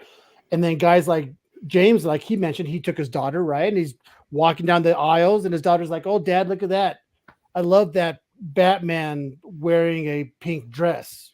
Sure. And he's like, okay, you want it? And not even really thinking about it, but it was probably AI generated. And it's like, you know, how many guys who are not aware of what's going on will just buy shit that they don't even care who drew it, where it came from. It just looks cool. And unfortunately, there's a lot of people who need to be aware of what AI is doing and the damage it's doing. As you guys know, the Comic Menu supports this guy and all our friends who are artists. We so against AI, and we give the platform to guys like John Boy and a lot of artist friends that we come on to speak about this, because you know what, it just sucks. You know, if you haven't seen John Boy's work, he's one of the top guys out there, in my opinion. Oh, well, but thanks, man. I'm glad that everyone's sharing their opinions on it. I think the more that we can educate ourselves on how these data sets are created and things like that, and kind of go after the companies that are actually doing that. Yeah. I think that's a good step in the right direction, because I think companies like DC and Marvel are definitely under fire for that. And they don't know everything, and they can't police everybody, you know. And I think they were probably just as surprised when they found out as everyone else, like the rest of us were like, what the hell, right? But it is very much comes down to like, it comes down to personal responsibility of who you are as a person, what you think is right and ethical. And most people want the fast and the cheap. People don't really want to work hard for anything these days. They just want to do things fast and knock it out and be loved for it or adored or whatever. And I think I think in comics, the best thing you can do for yourself as an artist is always about like progression and getting better and better and better. And yes, definitely exposing yourself to new artists and figuring out how they do it and what makes their work tick, and try to incorporate that into your own. And because I think we're all amalgams of our favorite artists. I know I am. And it's just, you always want to try to like continue to evolve and get better, because you know, like the worst thing for an artist is to stay the same. Your art doesn't change. 10 years from now it looks exactly the same, and you don't want that. You want that personal growth and that to evolve. And, you know, I want to evolve the right way. I don't want to evolve because of AI. Right. You know, Right. like the, you know, I just wanted to say to you, because I definitely, you mentioned about, everyone sharing their opinions. I didn't have an opinion, because I just didn't know. So, Right. and I see, and these guys will tell you, I'm on social media. I watch, I see the arguments, I see the conversations about AI art. And so to have this opportunity, I really thank Caesar for having me on. Oh, So I could have this opportunity to talk to you Mhm. and hear from an artist exactly what the deal is on AI and how an artist feels about it and how you're impacted by it, and also how the community, the medium, is impacted by it as well. Because I respect the opinions of people around the situation who talk about it and have brought it to my attention. But the opinion to me that matters are the opinions of the people like yourself, the artists and the people who are impacted by it. That's the opinion I've been waiting to actually hear, actually, pick someone's brain on, because to me, that's the most important opinion. So I really appreciate you enduring my little questions. Oh no, dude! Thank Like, you so much, man. I'm happy to share. There's people actually who are at the tip of the spear on this, and it's Carla Ortiz, Stephen Platt, and John Lamb are three that come to mind. And you can always go to their Facebook pages, and they'll tell you about like what's happening and how the data sets are made, and all the kind of tomfoolery that kind of centers around it, and it's just like, I think we just always have to remember, like, AI is a tool, but it's like, how do you use the tool and how is the tool trained on it? And if it's like a kid, if it's raised in a bad environment, it's probably going to be bad. So you've got to use these new technologies responsibly, and it always comes down to an individual choice too. It's like, you can, if you're against this, then choose to not support it, and try to hold these companies accountable for the things that they're doing is the best thing that you can do, because it's really an individual thing when it comes down to it, because it's we choose to not comply, we choose not to be part of this, because you don't have to engage with it at all, because it's like, hey, it's not my thing, I don't like it, I don't want it. And I think if more people understand that and are educated and know that and can talk to people about that, I think companies will listen, because people vote with their dollars. So hopefully that is what happens with this situation. So hope so. Do you going to show us there's something, James? I saw you grab some. No, that's more towards the end, but which we probably are. But that's something. Honestly, the John Boy, the best thing that happened tonight was you giving or allowing me to hear that there's parameters being set. That's something we're trying to be right now. Yeah, we're trying. Yeah. They're trying. And that is cool, because growing up and watching Napster destroy the music industry and turn it into something that's just muted, I don't want to see that in the art world. So we're smart enough and have seen this gone bad so many other times. I'm glad that there's parameters being worked at. That's better than in the past. Yeah, there's like, this is kind of a side topic to things, but there's a documentary out. I can't remember what it's called, but it's where AI is being used to map other women's faces onto other porn stars' faces, and using it as a tool for bullying and harassment too. So there's all kinds of things that are being done that are very wrong and unethical with AI, and there's got to be rules and parameters around that, and people held responsible for it. I mean, because it could be my face on somebody else. You know what I mean? There could be anything, because you can't believe anything. You can't really believe anything you see or hear on your phone, on the TV, or anything these days. You have to question everything, because nothing you see nowadays is probably real. We're going to see every celebrity in porn in the next 5 years. Yeah. It might be never did a porn. It's going to be them. Yeah, it might be. Well, and the other thing too, like, as a retailer, and John, I've been able to work with you, but with other creators and other we enjoy the conversations of, hey, I want you on a cover, or hey, I want you on this. I like your style. Like when we did a couple covers with Sienkiewicz, like he would call. He'd be like, hey, I blew up one of your photos and one of this and one of that through my house. So when I wake up and get my coffee at 5 a.m, I'm going to look at your photo and I'm going to get some sort of inspiration to do your cover. You know, like you start building that rapport, right? You start building this whole thing, and like, you know, as retailers, we tend to use the same kind of artists over and over again, and then we use other artists for different kind of books and that. But we all enjoy the whole process, right? Because that process is our way of being creative. Because I'm a retailer, I can't draw a straight line with a ruler, but my way to be creative is I'm going to pull one of my favorite artists that I like for this book, and I'm going to pull this guy, and let's see if we can make something creative together. Because I can't draw, but I can definitely sell a book, right? So that's our creative process. And the problem with AI is that it takes all of that. It makes me think I know how to draw, right? And I don't. I just don't. Like, you know, and it's not a fun process. It's just not.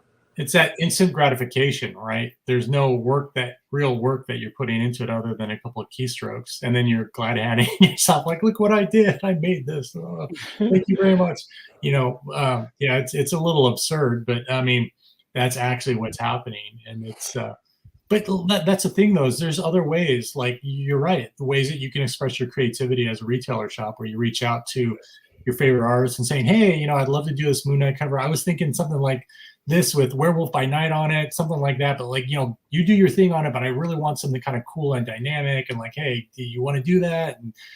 And that's something that is you're putting together on your own and kind of like editorially doing, and then creating this that is unique to your shop. And that's a great way. Actually, that's a great way to summarize expressing your need to be creative, because as a business owner, you can use that way to be creative. You know, yeah, that's a very positive way of doing it. You know, and I wish more retailers would think that way. You know, a lot of them, mainly or not, they're very driven by money, and I understand it's a tough market right now. So, and people are like, well, okay, what's the next best thing? Because, you know, you always want to make sure whatever you put out hits, you know, so because you can't afford to do a retailer cover and it tank. You're just like, oh. It's really tough. It's really interesting hearing your story, Adrian. The market. I mean, like, I've always been interested in comics ever since I was very little, and then my dad. I haven't missed a Comic-Con in San Diego for 30. This is my 32nd year this year in a row. But I grew up in San Diego. I used to live 5 blocks from the convention center. Like, I remember when we used to go. When it was about comics, yes. I remember when you used to go in, and it would be like a $10 ticket, and you would just walk right in. You just walk in. Yeah. There were even times where you would register for next year, and you just go right downstairs and register for next. It wasn't what it was now, but I really, as much as I loved all the superhero stuff, like, I was a G.I. Joe Transformers kid. Like, that was my jam. You know, and then when I got older, I collected all the indie stuff. And then when I got, you know, to the point where I was starting to become a retailer, I'm not a creative person at all. I can't draw. I can barely use crayons. Like, my 7-year-old runs freaking circles around me. But my creativity was through business, right? Through work. It was, I like, when I remember seeing Peach Momoko on Corpse and Brides magazines going like, I really like her work. I had no idea who she was 12 years ago. No clue, right? I just happened to flip through a book, and I remember all that stuff, right? And then the part about being creative as a retailer is you have your feet in 2 different worlds. You have your foot in I want to make a profitable product that I can sell to my clients, but at the same time, I also want to bring along everybody with me, right? So I want to bring along the artists, and I want to bring along my fellow retailers, right? Because when we all do well, if we all do well, like, everyone does well, right? If we're all in the positive mindset of like, hey, everyone should be doing this. Like, hey, like, we don't all have to do Marvel and DC. A lot of stores can't sustain that, right? It's not for some people that can't do 12,000 print runs. It's just not we just can't do it. But there's other places, right? There's the indie market. There's even smaller than indie market, right? There's places that you can do 200 books, 100 books, 500 books. Hey, like John Boy was saying earlier, I could do Kickstarter. 20. There's artists that are doing Kickstarters that would not be accessible to me if they were at Marvel or DC, but at their Kickstarter, the retailers are now accessible, right? Mm-hmm. So there's a bunch of different ways for us to make money and to move everyone forward and to still fulfill the market and fulfill ourselves creatively. The problem that I'm seeing is something that's been happening is that the conventions have been driving profit so much more now than ever before outside of COVID. Because COVID, everybody was spending money. Once COVID got over, then it became, okay, no one's spending money anymore. How do we keep artists afloat and how do we keep the retailer afloat? And like you said, you have one or two bad variants. A lot of retailers can't sustain that. I mean, and that's just how it's just rough, man. There's a lot of people can't do it. Adrian, what you said resonates with me. I am a creative person, always been a creative person. I also happen to be a retailer. And so what you said and just hearing your perspective really resonates with me. I've done, I don't know, a ton of exclusive covers. Most of them no one's ever seen because I just generally don't really care about pushing them. But for me, it was the idea of doing the cover. And I was speaking a couple months ago with an artist, really cool artist, David Sanchez, right? And we're eventually gonna do a cover, but we were gonna do a cover. We missed the deadline on a specific book because the book went from Diamond to Lunar in the process of us talking about doing the cover. So we were waiting to get approval through Diamond, and it turned out we had to do it through Lunar. It was Philadelphia, the 33 issue that was coming out. So we were going to do that. And I remember, so for me, when I work with an artist on an exclusive cover, right, and I can conceive things and I have these great ideas, but my first thought is I always think I'm going to get the best possible cover if I, as a creator, if I say to the artist, like, I want you to do what you would do. Like, especially if like you're enthusiastic about it, it's a project you want to work on. Like, I have ideas. And I remember David said to me, which was a surprise to me because I'm so used to saying to an artist, like, yo, listen, I don't want to compromise your creativity. Like, what do you want to do? And if like you're motivated and you're enthusiastic, then I feel like I'm going to get that as a return. However, I was kind of taken aback because David said to me, he's like, yeah, you know, let's sit down and kick it about it. Like, let's work on this together. Yeah. Let's, you know, which was, I didn't see that coming. You know what I mean? Generally, I'm like, I do have this idea, but you know, as a creator, I don't want to like infringe upon your creativity. You know what I mean? Like, you're really enthusiastic and you're really motivated, then, you know, I might get something better than what I can see because, you know, so it's, you know, and it's interesting hearing your story because I'm not used to it, right? I'm not used to having that type of relationship with an artist where they're like, you know what, let's work on this. What's your idea? What are your thoughts? And you know what I mean? So it's just really interesting hearing you say that. Like, it's just, well, I mean, I've had both worlds. I've had both worlds. Like when we did the stuff with Sienkiewicz, there was no way in God's green earth I was going to tell him what to do. Wasn't going to happen, right? Yeah, it's not going to happen. I'm not in that position. And I'll be like, this is Bill Sienkiewicz. Like, I can't do that. But then we had someone when I had early Peach Momoko. Like, I wasn't joking. I used to have her cover rate used to be $300. Like, I had her there. Right? Like my We Lives, my Cantos, all that early stuff. I said, I want you to draw all the stuff that you used to draw and all the Japanese horror stuff. That's it. I said, what do you need from the creators for either interior pages or cover work or whatever's available? But I want you to draw what you would draw, right? Well, it was very, very little like influence. And then Schmalke, who I use Joe a lot. Like, Joe's a great creator. He's a great artist. He'll be like, one day he'll say, I need input because I'm kind of stuck. And the other time he'll be like, don't say anything. I got this. So it runs the gamut, right? But that's what builds the rapport with your artist, right? When you know when to push, when you know when to pull, when you know not to say anything, when you know to be like, hey, dude, like, I've been on covers where there's like 4 or 5 retailers and one guy's like, I want the shade of green to be more green. And I want this line to be, and I'm like, dude, I'm not doing it. I can't do that. I'm not going to micromanage to death. It's not. I mean, I've had artists, you know, some artists that are up and coming. I would really like to support local from Western New York. I really like if they're doing something and I see that they're consistent and I want to support them. I want to get them out there and really community based. But, you know, I've had, you know, I did what's the book from? Why can't I think about from Aftershock? The kind of the Friday the 13th type, Manhattan. Oh, the I know what you're talking about. Yeah. So I had an artist. Jesus Listen, Christ. he was. I didn't even say, "Hey, I want to do this exclusive." He came to me. It was done. Like it was done. Here's the cover. Okay, we'll go ahead and do that. Same artist did Red Room. Nobody even knows that cover exists. The second Red Room, the second volume of Red Room.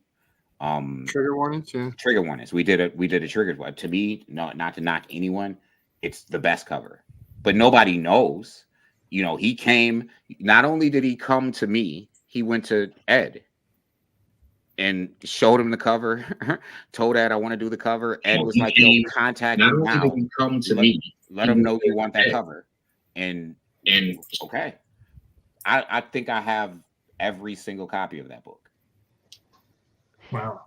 Still, because I mean, some of the people who are in here in the comic sense community, they got it. You know what I mean? But it's not.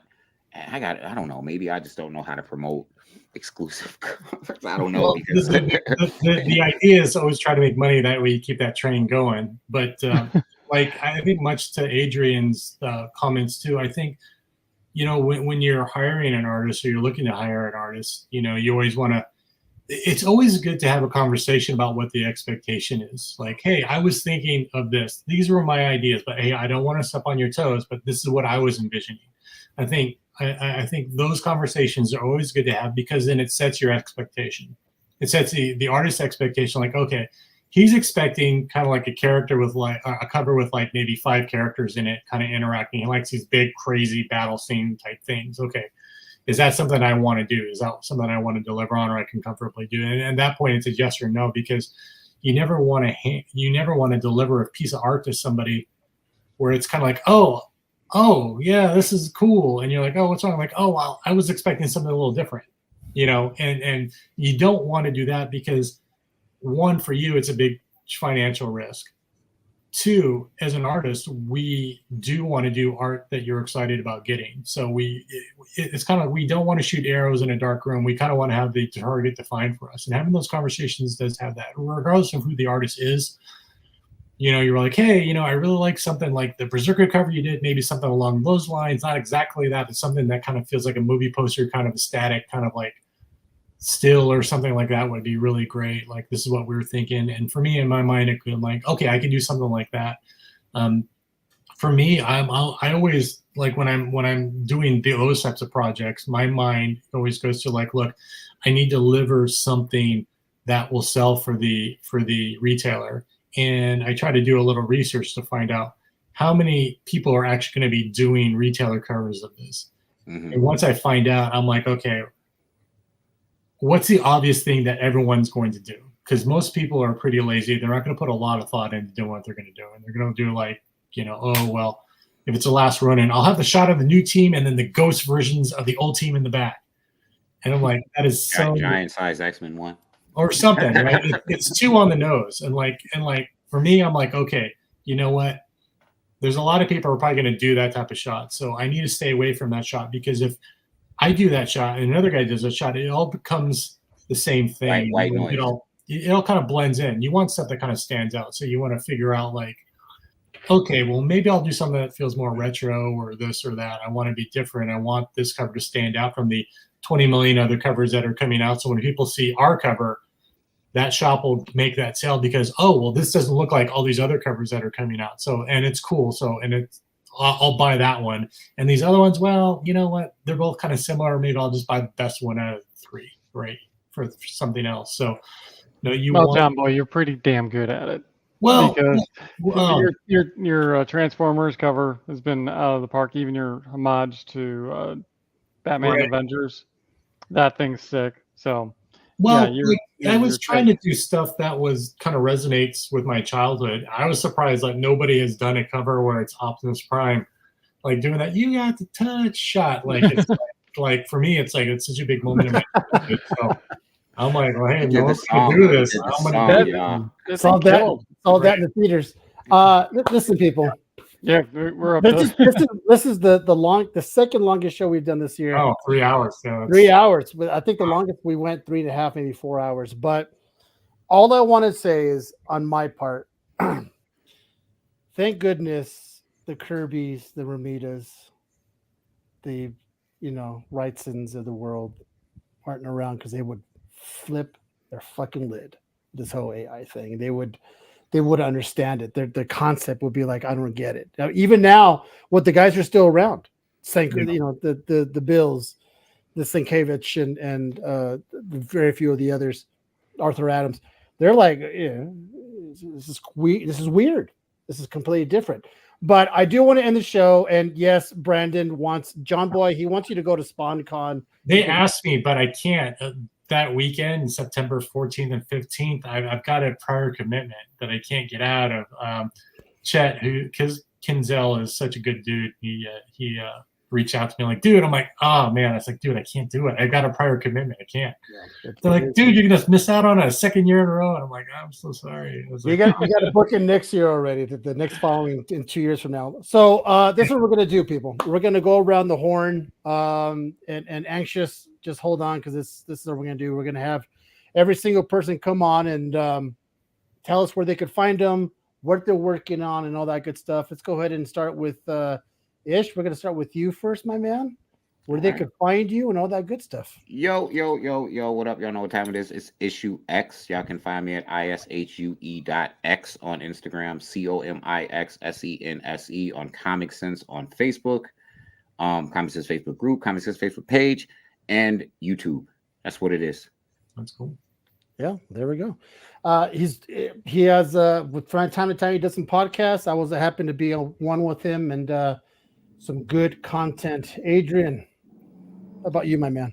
I'm Adrian from El Rey Comics. You can find me on Whatnot and on eBay Live and online. This weekend you'll find me at Chicago. We'll be at C2E2 the whole weekend. We have 3 variants dropping. We got a Jenny Frizen, Somna. We got a Schmalky Spectrograph. We got something going on with Comic Tom. And I think we got, I don't know. I honestly, sometimes I can't even keep track of what's coming out. But we got so much coming out this weekend. But you'll be able to find us on Instagram and Facebook, all under El Rey Comics. Well, there you go. And you might see him with the new haircut. All right, James, what about you? I'm James, Comic Uprising, Instagram. But enough about that. I just want to say, John Boy, thank you again for what you did for my daughter. This is huge. And that's then awesome. Pick up his Spawn Resurrection, because that's badass. So you guys will see me on Instagram. So just be positive, have fun, enjoy life. You only get one. All right. There you go. Oh, hey, I'm John Boy Myers. You can find me on Instagram. I'm JohnBoy007007, or you can just look up John Boy Myers. Facebook, John Boy Myers, and Art of John Boy Myers, or my site, johnboymyers.com. What am I working on? Working on a Creator Arm project, launching a Kickstarter next month for my Volume 1 sketchbook. I am also launching an exclusive at Fan Expo Dallas, which is a Transformer cover, which looks pretty awesome. And then at San Diego, I'll be launching another Transformer cover, which is pretty awesome too. There's a lot of Transformer things going on. But working on a lot of other cool projects. I'm just other ones I can't really talk about at the moment. So But I'm really, really grateful to be here talking and having discussions with you guys and talking all things comics and geeking out, because it's just the same things I talk about with my friends, the exact same conversations that we have all the time. It's like, well, what about this? We're like, no, how dare they? You know, so it's really cool to just kind of come to a spot online and just geek out and talk about comics and things that we love and reminisce about the good old days and where we were and where we're going. So it's and meeting new friends too. It's Adrian, Issue X. It's really nice to meet you guys. Hopefully I can meet you guys in person at a show. So that would be great. Yeah, there you go, Adrian. Glad you guys are with us too. Those of you who had heart attacks. So that is not a club no one wants to be part of. No, you don't want to be in the club. I don't recommend it.